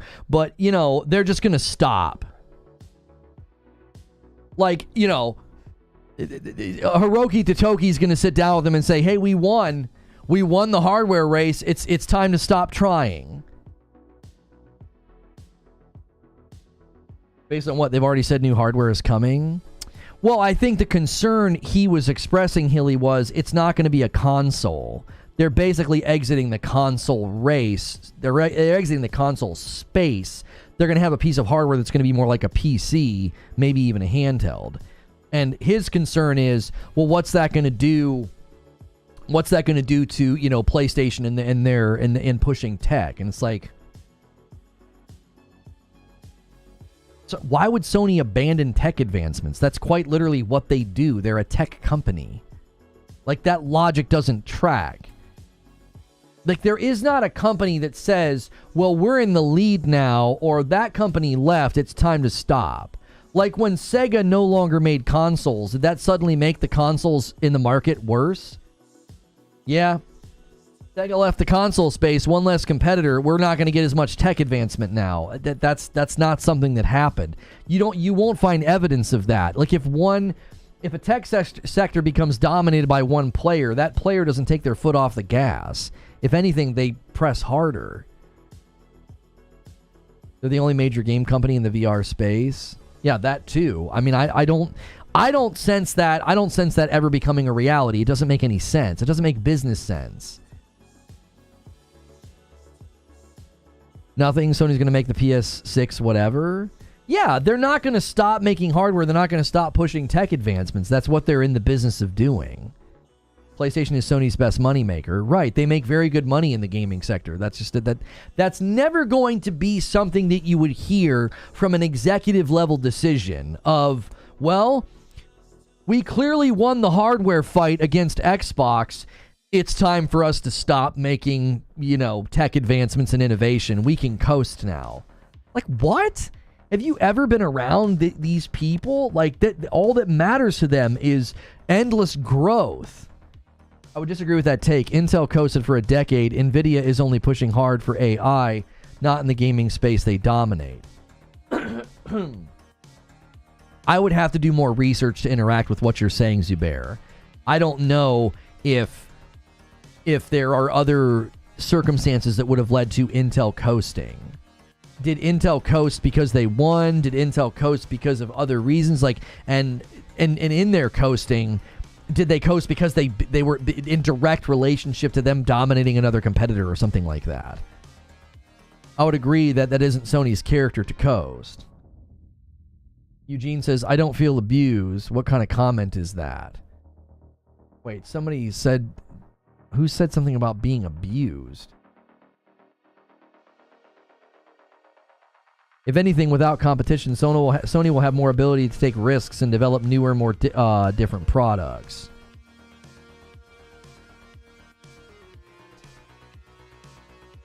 Windows OS is not a device-friendly OS. At its core, the Xbox... And it's the core of the Xbox platform. You ever think why there's no Windows TV? Same thing applies to gaming. So you think there's a software level problem? Like you don't think it interacts well with different hardware? I don't know if I agree with that. Edward Hulse with a 5 spot says, interested to see what Microsoft show off at the Xbox Showcase, but also excited for the PlayStation State of Play tomorrow at 3 p.m. Pacific, 6 p.m. Eastern, 11 p.m. BST. Thank you so much. Thank you so much for saying that.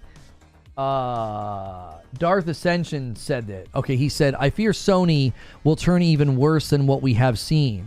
They will hyper abuse their loyal fan base worse than we have seen.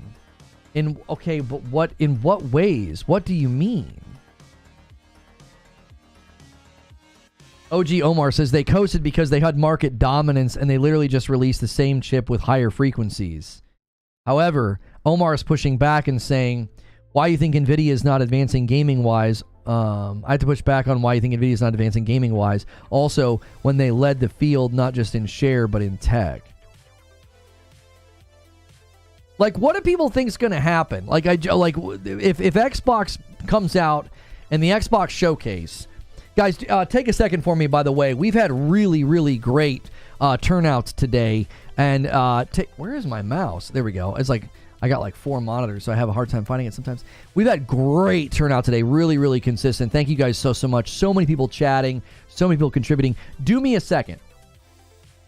Do me a second? That doesn't make any sense. Do me a favor. Take a second. Do me a second and take a favor and press the like button. We should set our sights on 400 likes right now. There's been between 600 and 700 people here the entire time. Do me a solid there and smash that like button.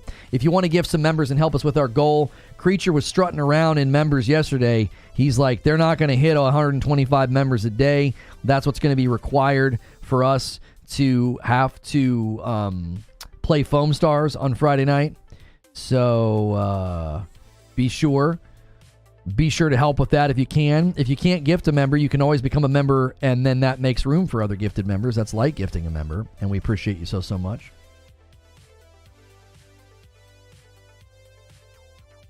$10 charges, nickel and dime, even things like the Portal. I own one. It could be better. We will see when they have market dominance in a way that could some of the toxic things. So they nickel and dime us because they have studios that add content, add features, and optionally, if you want to upgrade for $10, you can. I think calling that nickel and diming is disingenuous and silly. That's a totally optional thing. Like what they did with the director's cut, what they did with Ghost of Tsushima, it was totally optional. And it was, in my opinion, it was well worth the $10. People spend 2 and 3 times that on a cosmetic. I actually got updates and added features to my game. That's well worth the $10. And again, it's totally optional. I don't see them nickel and diming anybody. Oh, and by the way, when they did the remaster of The Last of Us 2, they literally gave people who owned the game the opportunity to just upgrade and not buy it brand new. Like, that's quite literally the opposite of nickel and diming the consumer. That's the opposite. They had 3 options. Give it to you for free, which is ridiculous. Make you buy it all the way brand new, or just charge you an upgrade. That was probably the most consumer-leaning thing I've seen a company do. Secondly, the Portal, you own one and it could be better. Okay, so you bought a piece of hardware and you have some ideas about how it could improve. Okay, but that doesn't substantiate your claim that they could abuse us or have abused us. You bought a piece of hardware and you're like, yeah, it could be better. Okay, how is that evidence to support your claim? It's sad when Xbox people get it for free and I don't. Did I do it? Yes. Did I enjoy God of War Valhalla? It was great for free. What did the Xbox users get for free that you feel that you had to pay for? What? Thank you, Mash. Mash gifts a single and takes us 28 members on the day. He's calling on you guys to help out. He's like, come on, boys. Let's hit these numbers.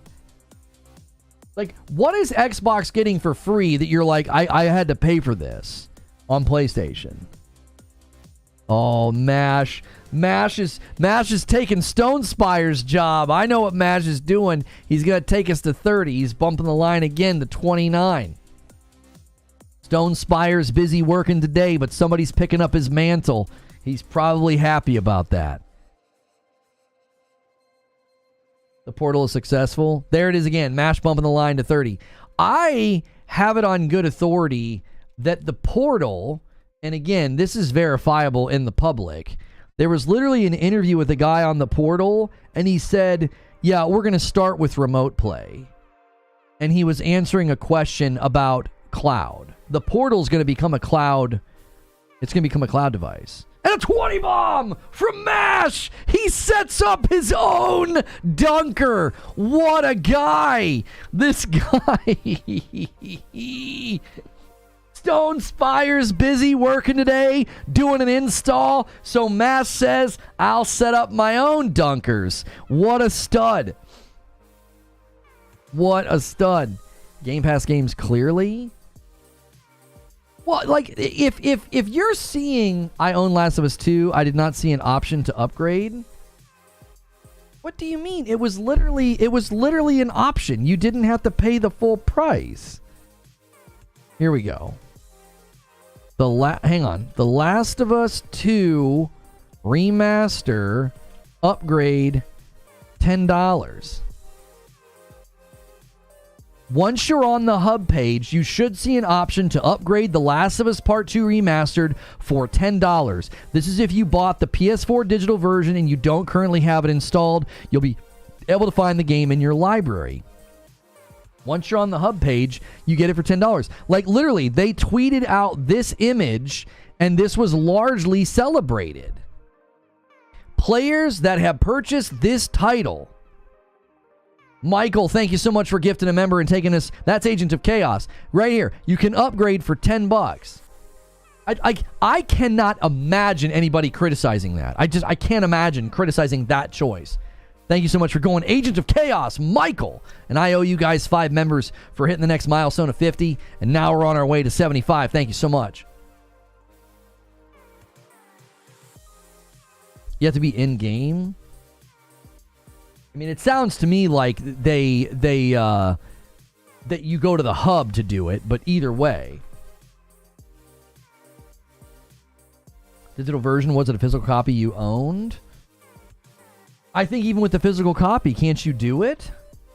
Or can you not do it if you have the physical? I mean, that would obviously be a little bit lame.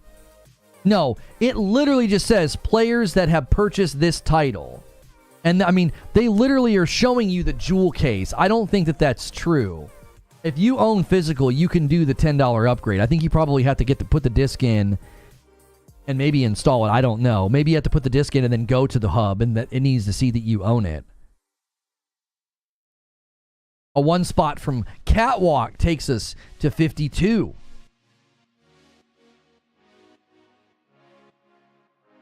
What game was upgraded and Xbox got it for free and PlayStation had to PlayStation had to pay? I own the digital version. I live in Canada. I did not see this ad. It was all over Twitter. I drew attention to it. I don't think I did a show or a video about it, but I drew attention to it, and it was largely celebrated as a pro-consumer move. That they're not making you buy this game again.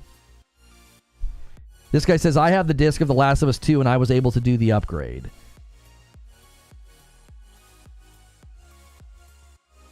I upgraded with the physical copy. I didn't have to install the game. Okay, so right there are people in chat saying you can do it with the physical. There you go. Yeah. Like, I don't get where that sentimentality comes from. Like, oh man, Xbox is going to use their showcase to, make it clear that they're shifting more into being a publisher, and, PlayStation's going to just get lazy. Eugene says, better yet, what Xbox games received next-gen upgrades? Yeah, FPS boost isn't even like a next-gen upgrade. It was literally just them allowing games to raise the FPS cap. It wasn't even a next-gen update. They didn't do anything with textures, lighting, resolution. They didn't go in and do anything to the games themselves. It was just a boost to frames, and they stopped doing that. They did that initially, and then they stopped. It was great. I did it. I remember playing games with FPS boost. It was nice. I think I did it with Titanfall 2, and I really liked it. I thought that was a great feature, but that's not even remotely the same as what they did with Director's Cut for Tsushima or Death Stranding or the remastered version of The Last of Us Part 2. Those were significant updates to those games that wasn't just boosting FPS. They stopped FPS boost. Why? Because it didn't matter anymore. FPS boost and backwards compatibility was a stopgap. They were basically trying to tell people that there was a reason to buy the Series X and the Series S because they didn't really have any. There was this huge problem with having launch titles for the consoles. Both platforms struggled in those first 12 months to get a bunch of games out. PlayStation did Demon's Souls Remake, Returnal, and Ratchet & Clank Rift Apart, and Xbox did Forza Horizon, and then right after it had been out for the Series X and the Series S had been out for a year, they launched the Halo Infinite campaign and the Halo Infinite multiplayer in a beta. So basically they had to create value proposition for the consumer. It was like, well, we don't have this laundry list of launch titles for the console, so backwards compatibility was what was championed, and then they did the FPS boost to basically say, hey, all your games are going to run better. That they were giving you a reason to upgrade your hardware. And to a certain extent, it worked. It made everybody. We were all talking about. At least I was. I was a main Xbox guy back then. I was excited. I covered it. I showcased gameplay. I was like, this is awesome. 60 FPS was hugely important to me, and to have a bunch of older games updated to get 60 FPS, I thought was pretty dope. So, it was definitely a move that they kind of had to do that because they couldn't, shower us in launch titles. You think Everwild's going to be at the showcase, Saint? I would love for Everwild to be there. It seemed like it got rebooted and then they lost creative director or somebody. I think it was a creative director. I'm extremely disappointed in PlayStation as a PlayStation fanboy. Why? What's the thing that you were hoping for that you didn't get? I always ask this question. I always get this nebulous, non-specific answer of like, I just wish the games looked better. And it's like, okay, I don't know what you were hoping for. We have some of the best looking games this generation, like literally ever made. And I don't know. Hoping for more variety, says Ziggy. Variety in what respect? Like what game genres or types did you not get? Where are the first party bangers? Returnal won Game of the Year at BAFTA. Demon Souls Remake. Well, I guess that's not first party, right? But Returnal and Ratchet and Clank were nominated for awards. God of War Ragnarok and Horizon Forbidden West, Spider-Man 2 were all nominated for awards. Gran Turismo 7. What do you mean? Where are all the first party bangers? What are you talking about? And why do you care about first party? Are you talking about this year? So this year you didn't like Stellar Blade, you didn't like Helldivers 2. You want variety? Those games aren't even remotely like each other. Like what? I'm not even defending PlayStation. I just genuinely don't know what people were expecting. Like, what were you hoping to get that you didn't get? Open world RPGs with impactful choice making? But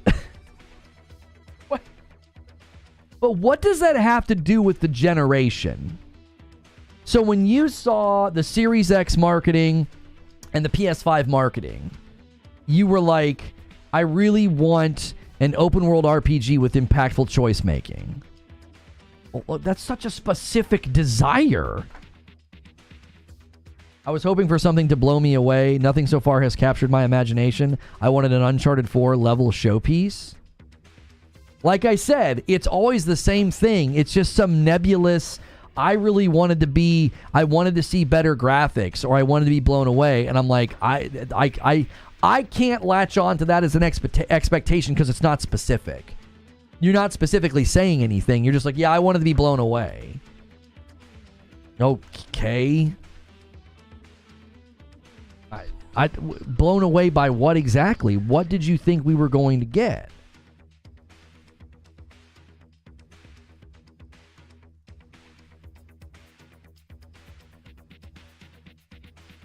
I feel like when I've interacted with you as well, I feel like you're usually very like, you're not pro PlayStation. You're very pro the other side. I could be incorrect, but I don't know. That's my memory. I could be wrong.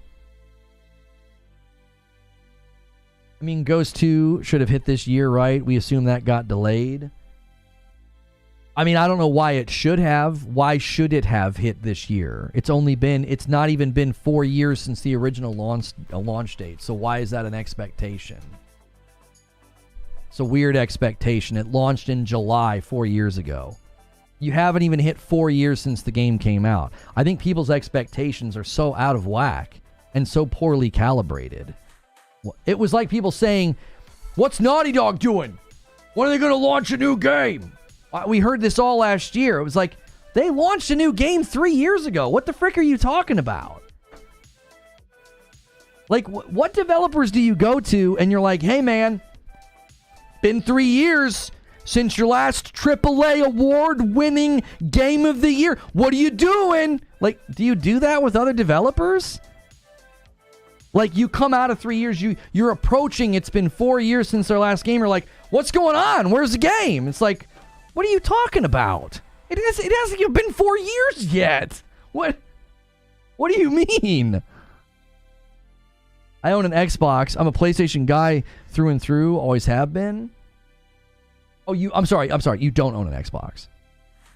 Junkies. That's what I'm saying. I'm like, I don't know what people wanted. We are 4 years into the console. 4. And you can play Demon Souls Remake, Returnal, Ratchet & Clank Rift Apart, Gran Turismo 7, Horizon Forbidden West, as well as the Burning Shores DLC, which was phenomenal, God of War Ragnarok, Spider-Man 2. Did I miss any first party? I guess Demon Souls isn't first party, but those are your launch title, next-gen amazing games. Then if you want to get into the games that you're like, well, they don't own the studio. I don't know why anybody gives a frick about that. I only have ever really cared about exclusives. Then you have Helldivers 2, Stellar Blade, Rise of the Ronin, Final Fantasy, the thing that they just, what was it, Rebirth? 10 games across, and that's not even all of the games, by the way. I'm probably leaving some out. 10 games across. It hasn't even been 4 complete years yet. It's been 3.5 years, roughly, right? When did the thing launch? It launched the end of 2020, didn't it? So it's like all of 2021, all of 2022, and all of 2023. So basically, we're like 3.5 years, and you've got roughly 10 plus games. That's 3 to 4 games a year. I don't understand what people were hoping for. What's coming next? We're gonna find out. What do you mean? What do you mean? What do you mean what's coming next? They've had an incredibly strong year. Yeah, they did the free Ragnarok thing with Valhalla. They had a strong year already. We're like, I'm telling you, it's junkie mentality, man. We're 5 years in. I'm so 5 years in. We're 5 months into the year. And you've already got 3 really strong games that released for PlayStation as exclusives. And you're like, yeah, but what's next? It's like, Jiminy Christmas. It's like the Helldivers 2 doesn't count. I got 80 hours into that. Stellar Blade, I've got over 30 hours. Rise of the Ronin. I left out Rise of the Ronin. Helldivers 2, Rise of the Ronin, Stellar Blade, Final Fantasy VII Rebirth. That's almost a game a month. We're 5 months in. Goodness gracious. Yeah, but what's next? What do you mean? Like, how often do you think you should get a game that blows your head off your shoulders? Like, I just don't get it. I truly don't get it. I feel like you are quite literally, you're grasping at fog. You're never going to grab this thing that you're hoping for. It isn't real. It isn't real. It's an expectation that you've set just out of reach. You'll never be satisfied. You're always going to be miserable and unhappy and dissatisfied. I cannot imagine. I can't get my head. I can't empathize. I cannot get into gear to say we're 5 months into 2024 and PlayStation has had 4 exclusives and that's not enough.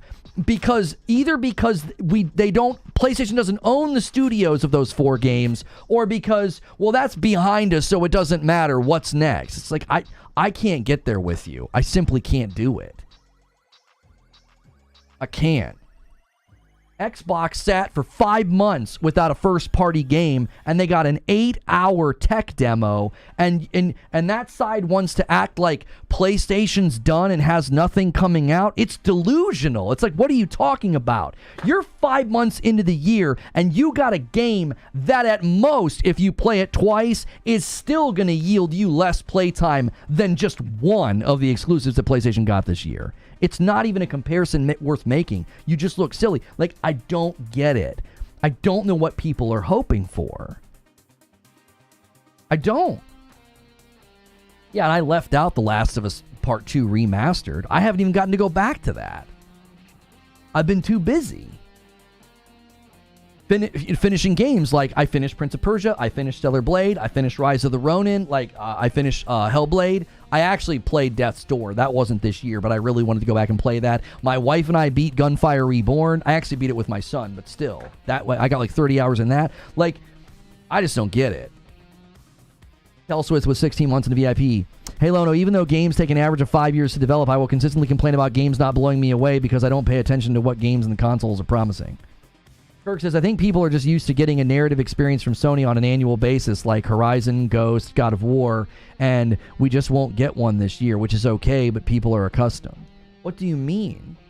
The story in Rise of the Ronin is great. You and I talked about that, Kirk. Stellar Blade story is actually pretty cool. How is Final Fantasy VII Rebirth not narrative based?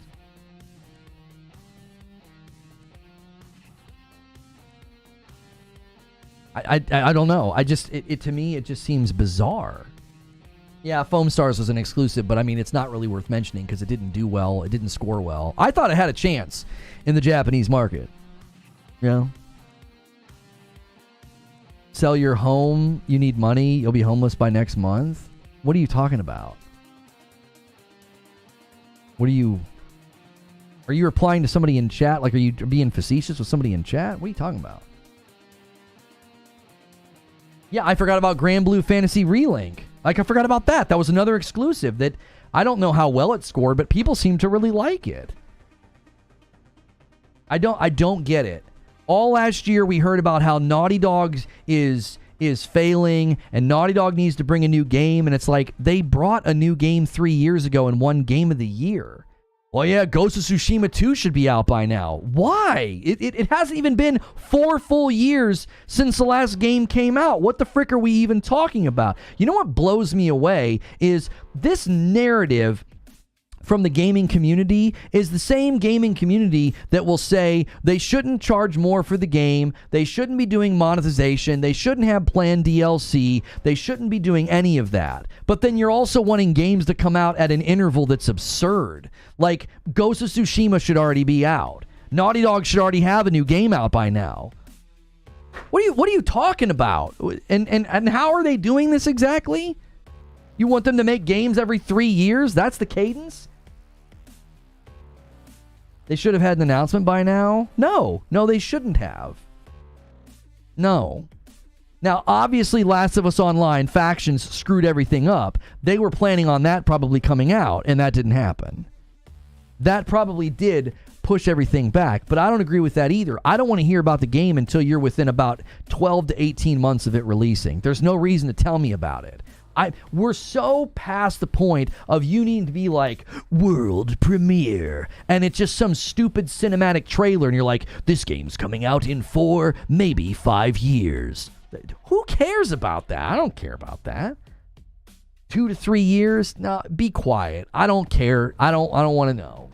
Announce your game, show me your game, and then I want my hands on that game in 12 to 18 months. That makes way more sense from a marketing perspective. Just keep your game hidden from the public as long as you possibly can.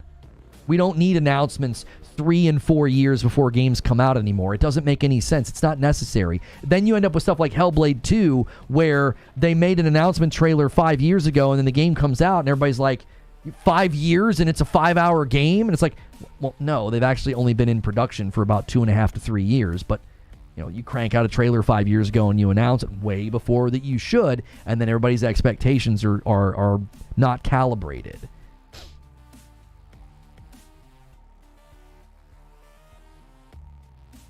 Kirk says, I feel like there's a signature imprint that Sony in-house studios leave on narrative action adventure games that seems to be something people emphasize, but you don't feel it's tangible. Well, I don't disagree with what you're saying, Kirk. A PlayStation game like Tsushima, Ragnarok, Forbidden West, they just hit a certain tone, right? It's like when somebody hits like a tuning fork and you're just like, bing. You just know, you're like, I'm playing a PlayStation first party game, right? Like, you know. I don't disagree with you. And I certainly would admit that Stellar Blade and Rise of the Ronin and Final Fantasy VII Rebirth, they don't really hit that tone. And I think that that's okay. I do. I get people's frustrations, but there's a reason that God of War Ragnarok and Naughty Dog games and Horizon and Tsushima, there's a reason they hit the way that they do. You gotta give them time. You've got to give them time.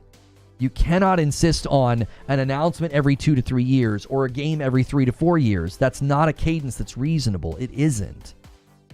And this idea that, like, this generation's been a letdown, anytime anybody says about Xbox, I know all the things they're going to say. Because they're tangible things. They're measurable.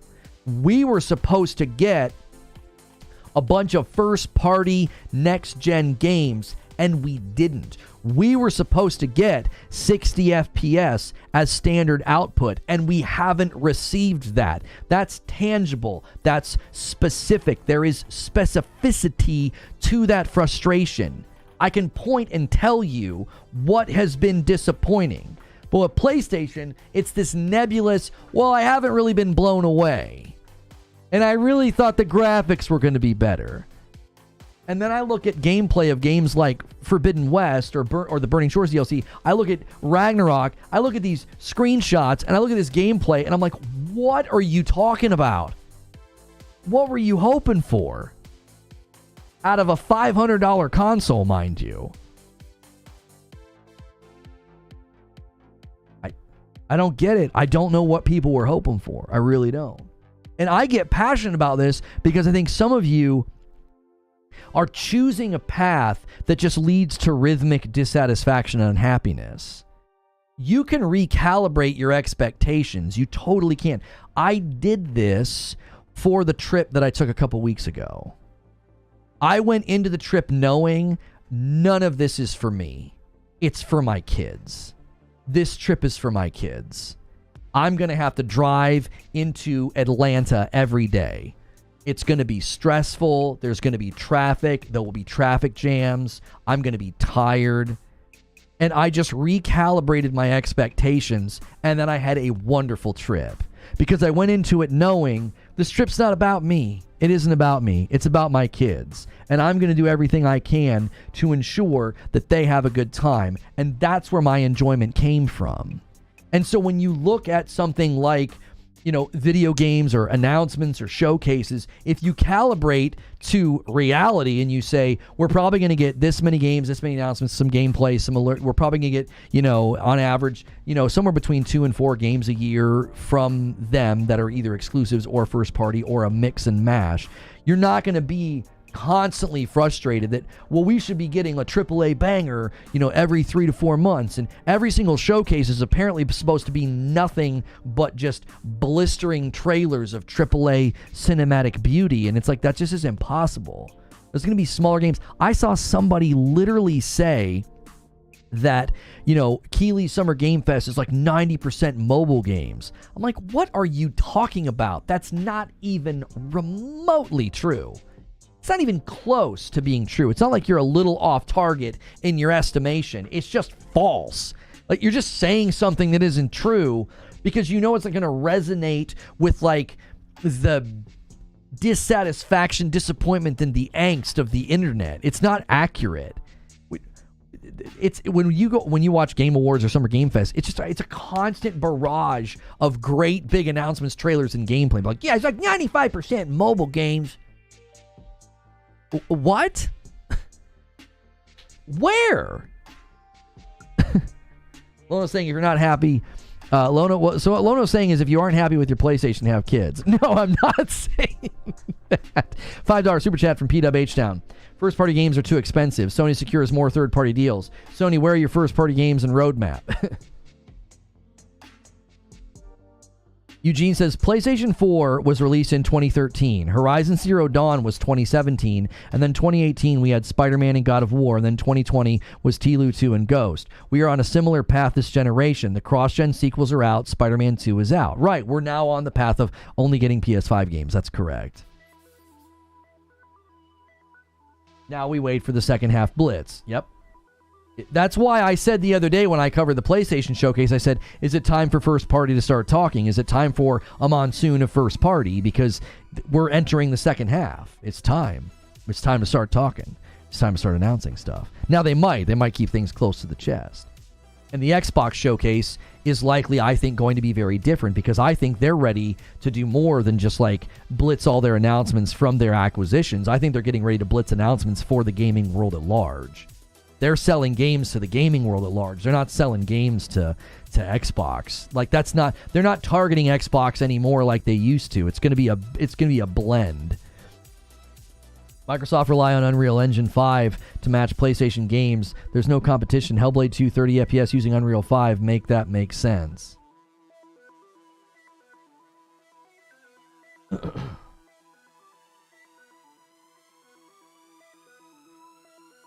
Ever since getting my PS5, I absolutely refuse to play at 30 frames. I miss some games for sure, but still have plenty of 60 and unlocked.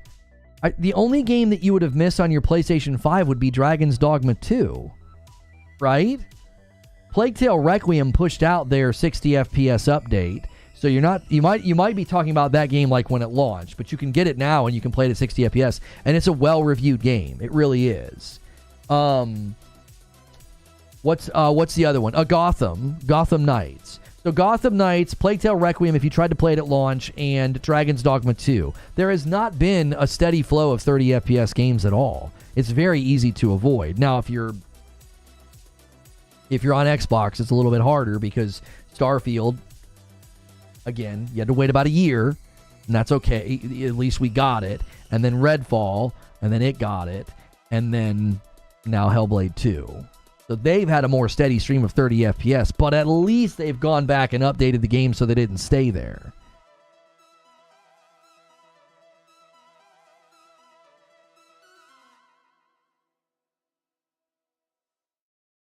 Getting Star Wars Acolyte getting good reviews. I don't know. I'm going to go in with very low expectations and hope that helps me enjoy it. I don't think anything's going to top Andor. PS5 Pro and the Switch 2 will bring back a lot of excitement in the industry. I feel like we're in limbo till then. Well, if I were to try to diagnose what's been going on, and we need to go to writer's room. So let me give you guys a grand total on the week here. 125, 31, and 52. You guys are at 208. So 208. So at the current juncture, you guys are going to need to get basically a 150. 150 tomorrow and 150 Friday on the member count. Now, we could make a mad dash here to 75. We've been doing that at the end, and then we bring a bunch of people with us to Writer's Room. If you guys want to do that, I'll give 5 more when you guys hit 75 if you guys want to make a mad dash. Let me do a quick diagnosis, though, and then we'll move on. So if I were to try to diagnose what happened, I think the pandemic and everybody sort of getting stuck at home for such a long period of time, I think people formed really bad media consumption habits. And I think those bad media consumption habits are now coming home to roost. And so people are saying, hey, where's the next thing? Where's the next thing? Where's the next thing? And it's like, now they look back on the first half of a new gen and they feel disappointment because I think they're forgetting this is pretty much standard fare for the first half of a generation. Now, I'm specifically talking about PlayStation. Xbox, again, I think it's totally legitimate to point to the lack of first-party releases, the lack of truly next-gen games, and the lack of harnessing the power of the Series X.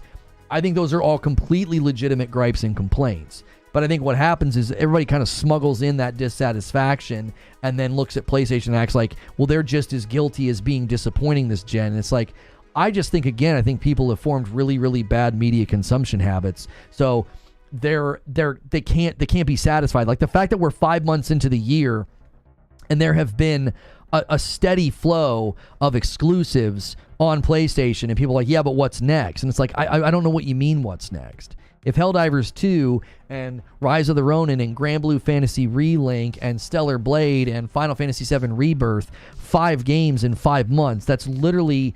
Now, they all didn't come out every single month. They came out kind of clustered together. But if you spread those out, that you're basically averaging a game a month. And if you play each and every one of them, you're not... Unless you're absolutely gaming like a fiend, you're not done with those games yet. There's just no way. That's a lot of games. That's a lot of time in those, to sink in those games. And one of them you can just, kind of keep playing, which is Helldivers 2. And they're obviously going to have to rethink their cadence of content rhythm because, they're on a steady decline of losing players, which is standard fare for a live service game. So they're going to have to consider how to remedy that. But Weeb games, one of those you could describe as like a Weeb game. Stellar Blade is not that. No. Neither is Rise of the Ronin, neither is Helldivers 2. Now, I guess, Final Fantasy VII Rebirth and Grand Blue Fantasy Relink might not be your cup of tea. But still, that's the other thing I think that happens. I feel like this happens with showcases as well. When I go to a showcase, I expect, let's say there's going to be 20 games or announcements. I expect 4 or 5 of them to really hit and excite me. The other 15, I expect to be somewhere on the spectrum of, oh, that looks fun, to, I don't really play those games. Like, I literally go into a showcase, and that's my expectation. I'm like, if you're going to show off and announce 20 things, I think about 1/4 or 1/5 of what you're going to show, I'm going to really get down with. So if there's 5 games that come out in a 5-month period, I expect 1, maybe 2 of those games to just really, really hit. And for me, Stellar Blade was far more enjoyable than Rise of the Ronin for me. I liked the combat more. I liked the pacing more. I also liked the length more. Rise of the Ronin took a really long time, but I did enjoy it. So I enjoyed those too. Helldivers 2, I really, really liked that. Now, Grand Blue Fantasy Relink, I liked it. Probably not a game that I would finish. Final Fantasy VII Rebirth doesn't interest me. You know, it's not my vibe. So that to me is another problem, is that, well, if 5 games come out in a 5-month period, you can't expect every single game to appeal to you. And a brand new member from Rizwan Khan. Thank you so much. Bumping the line to 53 members on the day. You guys should really help out and honor the fact that somebody just jumped in and picked up their own membership. Thank you so much. That moves the line. Every 25 members, I give 5 back. I believe I've done the 10 that I owe you guys. Let me double check. There's 1 and... Wait, have I only done it once? Yeah, I owe you guys 5. Hang on, let me do 5. Let me do 5.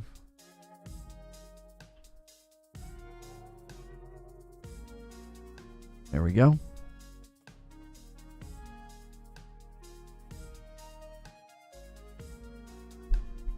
I'm going to schedule the writer's room for 12:15. I'll give you guys 10 minutes if you want to scramble. We need about 20 more members, and then I'll give 5.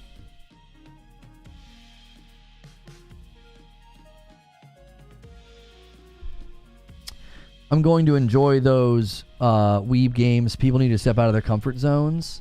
Well, I don't know if he was saying weeb games like ew or they're bad. I think he was basically being like, you know, he doesn't like those games. I don't typically play or like those games either. I think that's fine.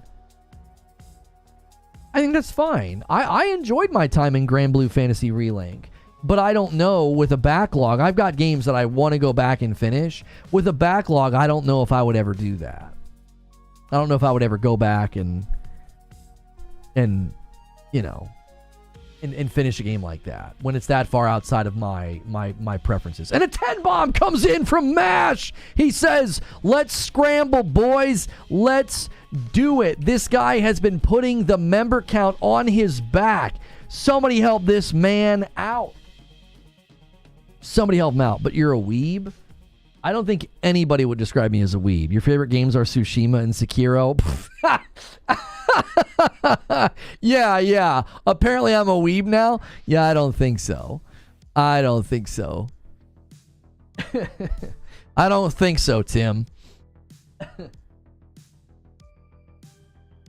Somebody needs to get Dr. Disrespect to say, I don't think so, Tim, to Timmy, and have him say it like all throughout a stream and see if Tim catches it.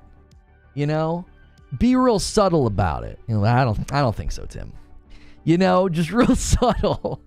And see, like, how many times can Doc say, I don't think so, Tim, before Timmy Tenders catches it and is like, are you quoting Home Improvement at me? You know, see if he catches it. I think that'd be a funny game for Doc to play, you know, in one of his streams with Timmy.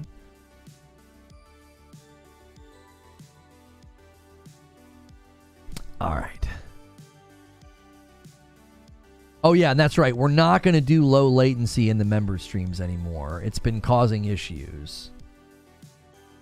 Yo, John Lepkowski got a member today, I think. That's a white badge, gifting a member and paying it forward. You love to see it. I love seeing that. Thank you so much, John. Paying the kindness forward and gifting a member to somebody else. Thank you so much for doing that. Appreciate when people catch the vision of what we do here, man. Thank you. We are now 11 away from 75. We have 75. I'll give 5 more. You guys are awesome. It's been infectious lately. The gifting, the generosity, the support of the channel. You may notice We're not a particularly large channel. We are not a particularly large channel, and we do a lot. We do a lot of content for you. We do an upload every day. We do a live stream every day. I do this full time. I am married with 2 kids, and I'm the provider, and this is what I do, right? You guys make that possible. I am literally able to do this full time because of the generosity and the support of people here. Yeah, State of Play announced tomorrow. We will be covering that. Yeah. We will be covering that. There we go. I got the redirect set up. All right, you guys got 9 minutes. You got 9 minutes. And there's another one, Peachy Creamy. We're getting white badges. Brand new members are gifting. We are now a 10-bomb dunker away from 75. I love to see that. We got 2 people with white badges. That means they are brand new members. They've not even been a member for a month, and they're paying it forward and gifting a member to another person. Thank you so much for doing that, both John and Peachy Creamy. Those are great names as well. Thank you guys so much. We appreciate it. I gotta make sure I've got stuff muted. I'll go to open up a browser on YouTube and like my video starts playing. One would say that you're not particularly large, period. I swear it was, I'm married to 2 kids. No, I'm married with 2 kids. Married with children. That's the point. Oh, man. Carlos says, thank you so much for the gifted sub. Yeah, make sure you guys say thank you for the gifted subs, the gifted members. We appreciate it very, very much.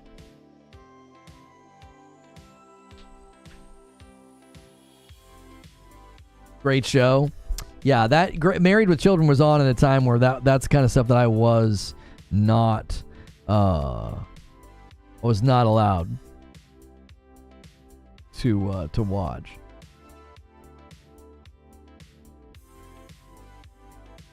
Xbox is finished due to Game Pass? I mean, I don't think Xbox is finished. I just think they're changing. They're changing strategies. You know, they're shifting to an ecosystem publisher, identity, ecosystem publisher role.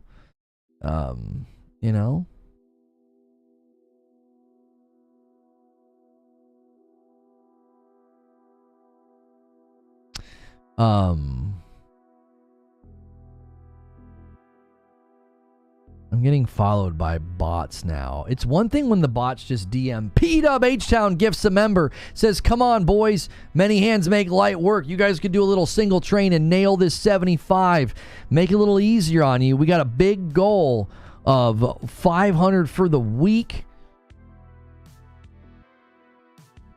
500 for the week.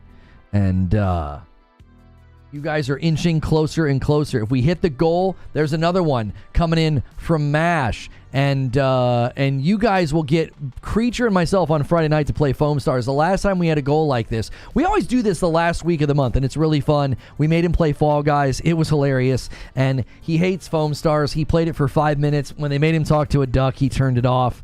And, yeah. Light says, I used to watch in the morning before school.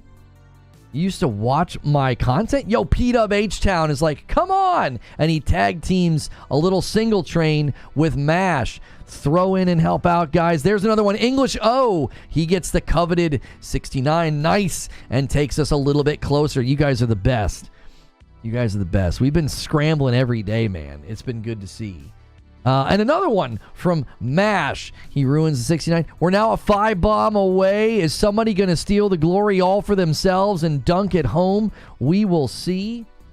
I feel like I remember somebody with that name. I used to watch in the morning before school. When it was like Destiny?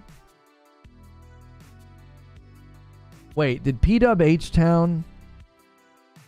English O got 69, he got 70. Yeah, P-Dub H-Town just another one, 71. And Patrick Q with another one, 72. I've got my finger on the 5-bomb, and then we're going to get out of here. Let me get you guys a link. to the Writers Room. The Writers Room is a daily stream that we do for members only. It's a behind-the-scenes stream on how we plan our shows. MASH does another one and takes us to 73. Thank you so much, MASH. Just consistently supporting this channel, dude. It's just been crazy. Absolutely crazy.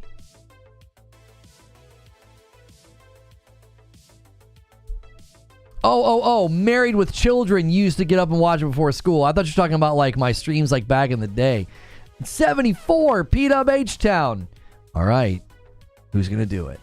Somebody is going to land the number 75 gifted, and I'm going to drop 5 on the channel. My finger's hovering over it.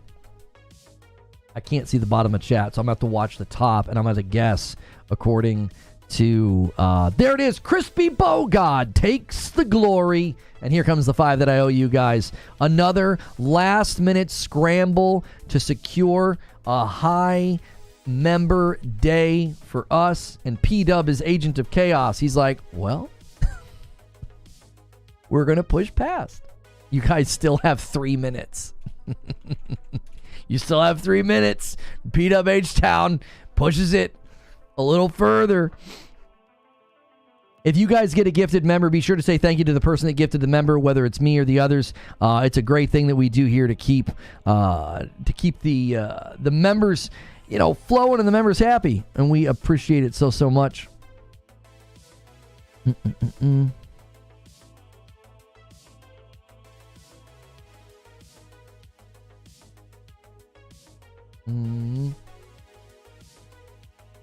I didn't hear no bell. That was literally Jeff Grubb's tweet that made me tweet the thing defending him. Like, I didn't hear no bell, and so I was like, okay. I was like, I'm going to do a meme here. Like, leave Jeff Grubb alone. Like, I was playing off of that meme. Like, everybody's beating and punching and wailing on Grubb, and I was like, leave Jeff Grubb alone. Leave Brittany alone. I thought it was funny. He took it. He took it as like, well, you now owe me an apology. And I was like, for a meme. Okay. Yo, Sadiqua says, Javier mother effing Kodo. That's like in Predator, like they slap hands like, you son of a... yeah, Javier Kodo's in chat.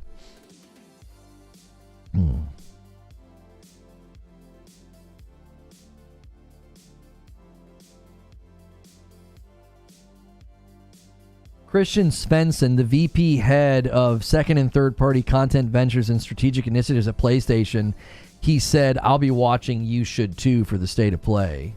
That's interesting.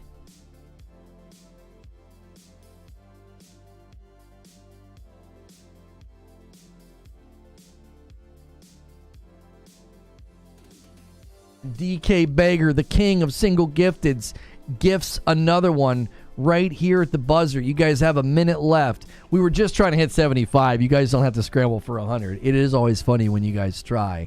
I don't know if you could. 77? You'd need 3 singles and a 20 bomb. That's not... I'm going to post a link in chat, and I'm going to redirect you guys in 1 minute. Yeah, Astro will be there tomorrow, I think. Yeah.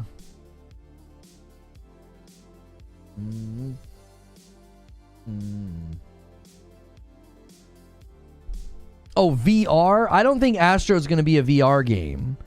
Didn't somebody come out and say that it will not be a VR game?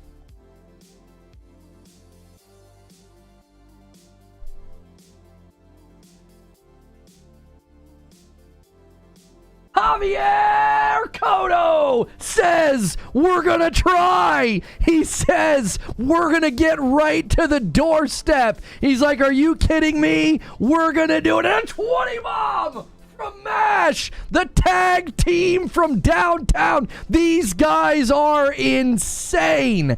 Absolutely insane. They actually put us on the doorstep at 125, and P-Dub H-Town does another one and puts us on 122, and then 127 Alapark does one and says, are you kidding me? Do you know who we are? This is what we do. We needed 125 every day of the week for the rest of the week to hit 500, and Creature's gonna be playing Foam Stars on Friday night as we pass it, with 2 more coming into 129. You guys are absolute maniacs. Absolute maniacs. I owe you guys 10 more members. What a crazy community that we have here. Unbelievable. Unbelievable. There's the 10 that I owe you.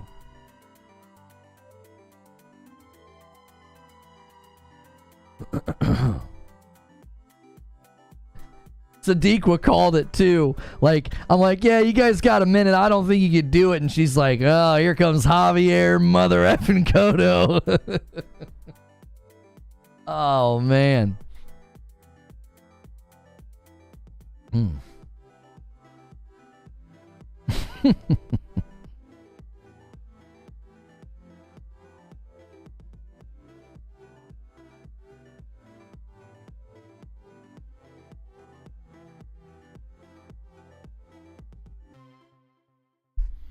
All right, English O. English O is tempting one last 20 bomb push, 130 out of 150.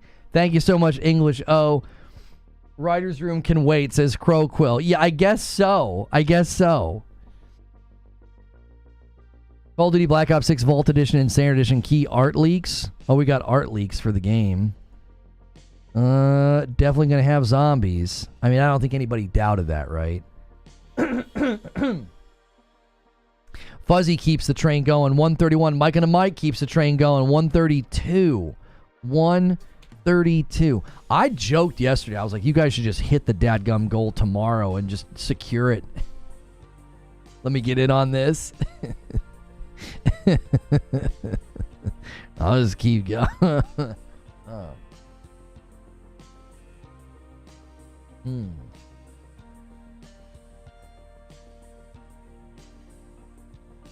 Can you wait one last rock? Can someone please slam this home? Says Hasio. Hasio's asking for one last slam home. Oh my gosh. I mean, if you guys listen, I threw down the gauntlet yesterday. If you guys do it, I'll give you a little bit more time. I'll do a 10. I'll do a 10 bomb instead of a 5. I'll do a bonus. I did that yesterday. You guys scrambled and you got bonus. I was like, all right, I won't just do a 5 at 150. I'll do a 10. What's the goal needed at this point? Let's see where you guys have put it now. So 125 and 31 and now 132. It's 288. So 212. 212. You guys made it really, really easy on yourself. That means Thursday and Friday each only need to be about 100 members. That's nothing. That's nothing. You guys have lowered what you need on Thursday and Friday, basically. Therapy Quantified says, come on, let's do it. Let's get the bonus. He takes us to 137. You guys are crazy. I've been starting to throw down those gauntlets and those multipliers. We've had people do that. They're like, if we hit it, then I'm going to do a 50. So I just started saying, all right, I'll do smaller bonuses. I can't be dropping 50 bombs all the time. That game was no joke. I put in 47 hours. Yeah, I liked Banishers, but I didn't like it enough to finish it. Like, it was really slow. I knew it was going to take a while. And another 5 from MASH. MASH doesn't quit and takes us to 142. Unbelievable. Thank you so much. And Lone Wolf gets 1. And a 5 from Raijin. That's another 6. That takes us to 148. Oh, that's it. There it is. 148 and then 158 with a 10 bomb from P-Dub H-Town. I now owe you guys 10 with a bonus 5. Lone Wolf says, well, frick. Hey, it counts. It all counts towards the goal of Foam Stars, so who cares? Who cares? It all counts, right? You're just getting us closer to Foam Stars on Friday. A Foam Stars Friday. A Foam Friday, not a From Friday. You know? Let's get it. And 23 months from Justification says, do the thing, boys. There is the bonus 10. You wanted the glory? Well, you got the glory. You got the glory. All right, there's the 10 that I owe. P-Dub says, Creature, you're my dude, but get ready to foam. That's right. That's right. And Javier Cotto says, we're not done. And he takes us to 163. And a single from Lone Wolf takes us to 164. Oh, you know what the best part about this is? At 165, the best part about this is there are no shortage of terrible games. 166 from Lone Wolf. There is no shortage of terrible games to subject him to, you know? Yeah, I rolled credits on Stellar Blade this last weekend. Yeah, I finished it. I beat Hellblade 2 this weekend, and then I rolled credits on Stellar Blade as well. Yep. Creature clearing up those plans. That's what I'm saying, dude. Foamy Friday with the boys. That's right. That's right. You guys are too close to another milestone. I can't stop. We gotta go. We gotta go again. We gotta go again. Almost like 100 members in 5 minutes. That's what I'm saying. It's like once you guys start doing this, I'm like, all right, it's fine. Creature says I'm not, though. Long way to go. No, dude. It's getting easier and easier with every passing minute. And a 5-bomb comes in from Super Gaming to take us to 171. This community brings everybody together. 171. It's now, let's see, 500 minus the 327. 173. 173, dude.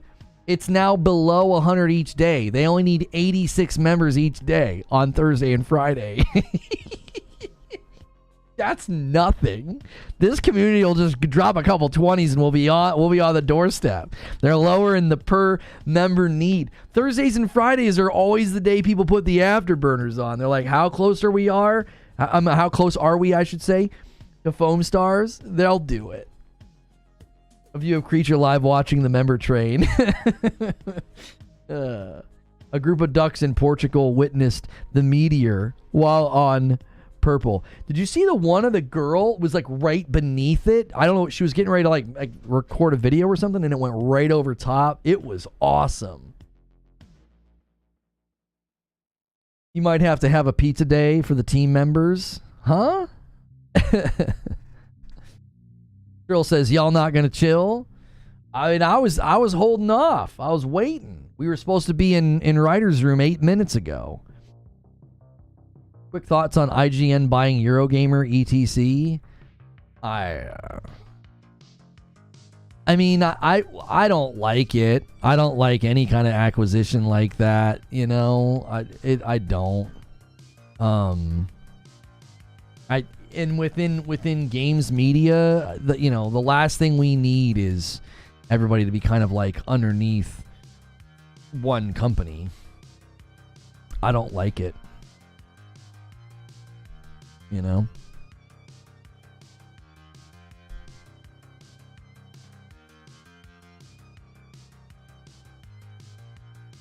Why did Christos get suspended again? I don't get why that keeps happening.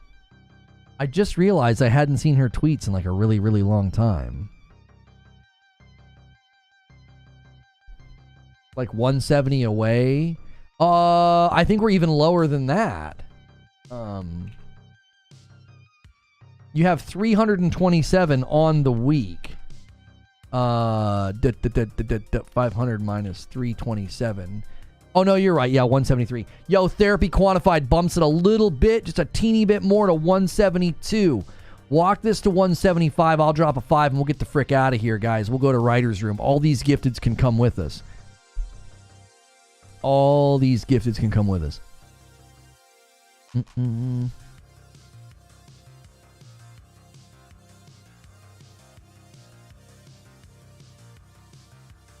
Speaking of review scores, now that IGN owns them, they'll be tipping the scales for what reviews of the games are.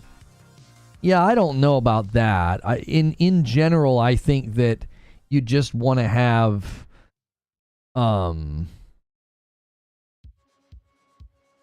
think you want to have those platforms staying independent. That's my personal opinion. I think that's better. So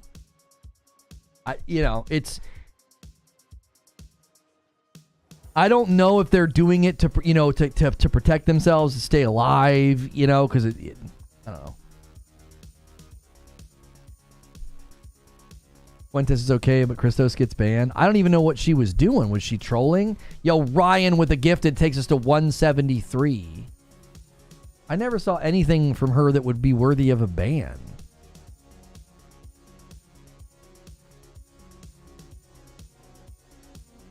If you have the money to buy your way into something, you generally have the money to develop something, but that's just my thoughts. I mean, yeah.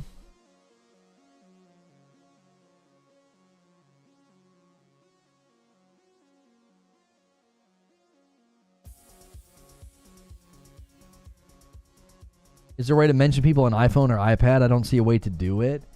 I think you just type @ or the £, and it should let you.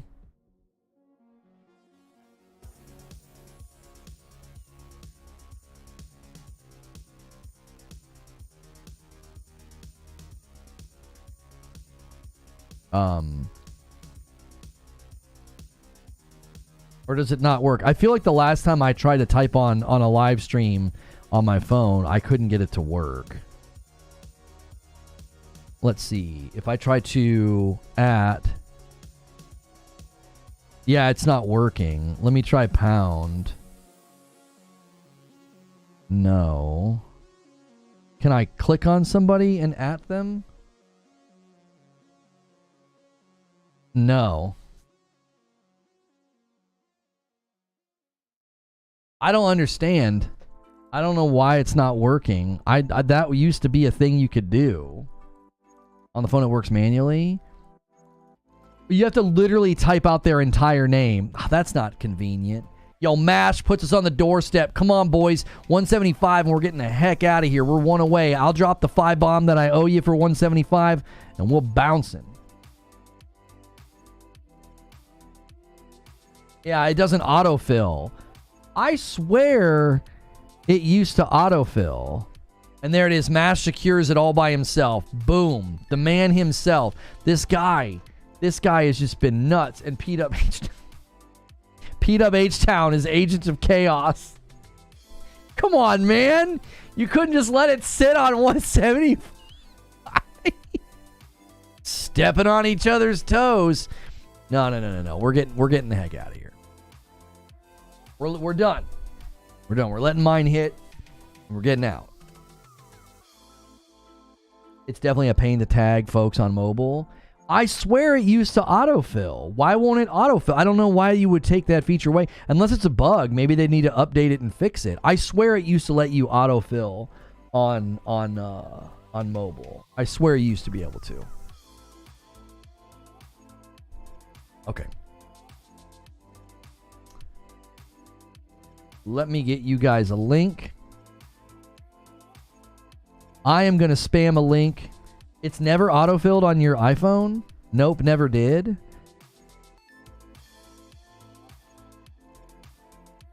Your old platform does it. Maybe that's what I'm remembering. It might be a false memory. I thought I used to do it on YouTube though. Maybe I'm just misremembering, or maybe it's an iPad thing. I don't know. Okay. All right, I'm gonna spam a link in chat. We're gonna go to the writer's room, and We might start having these live streams also redirect back to the upload in case anybody missed it. But for now, we're just going to go right into the writer's room. Guys, do me a favor and on the way out, smash the like button. We have 365 likes. It wouldn't surprise me if there's about 30 of you that haven't hit that like button yet. Take a second to do that. Send this video off into the YouTube ether with a nice strong like push. And then take that link in chat. Come with us to writer's room. This is a feature and a perk that you get as a newly crowned member. A lot of you guys got memberships today. Thanks so much for being a member to the channel. Now, you may have a membership like brand new. Another huge day on the channel. We're going for 500 total members on the week, and you guys are smashing it. You only need about 80 a day now on both Thursday and Friday, which is just incredible. So keep those members rolling. If you got a gifted member, be sure to chime in on one of the streams and just say thank you for that. Some people have been paying it forward and gifting a member to somebody else, and we greatly appreciate that as well. And I'm going to end the previous stream and redirect people over. The back end of YouTube is being really weird. I hope the member stream is working. I'm going to end that stream and bring folks over, and then I'm going to change that thumbnail. Is it working? YouTube's been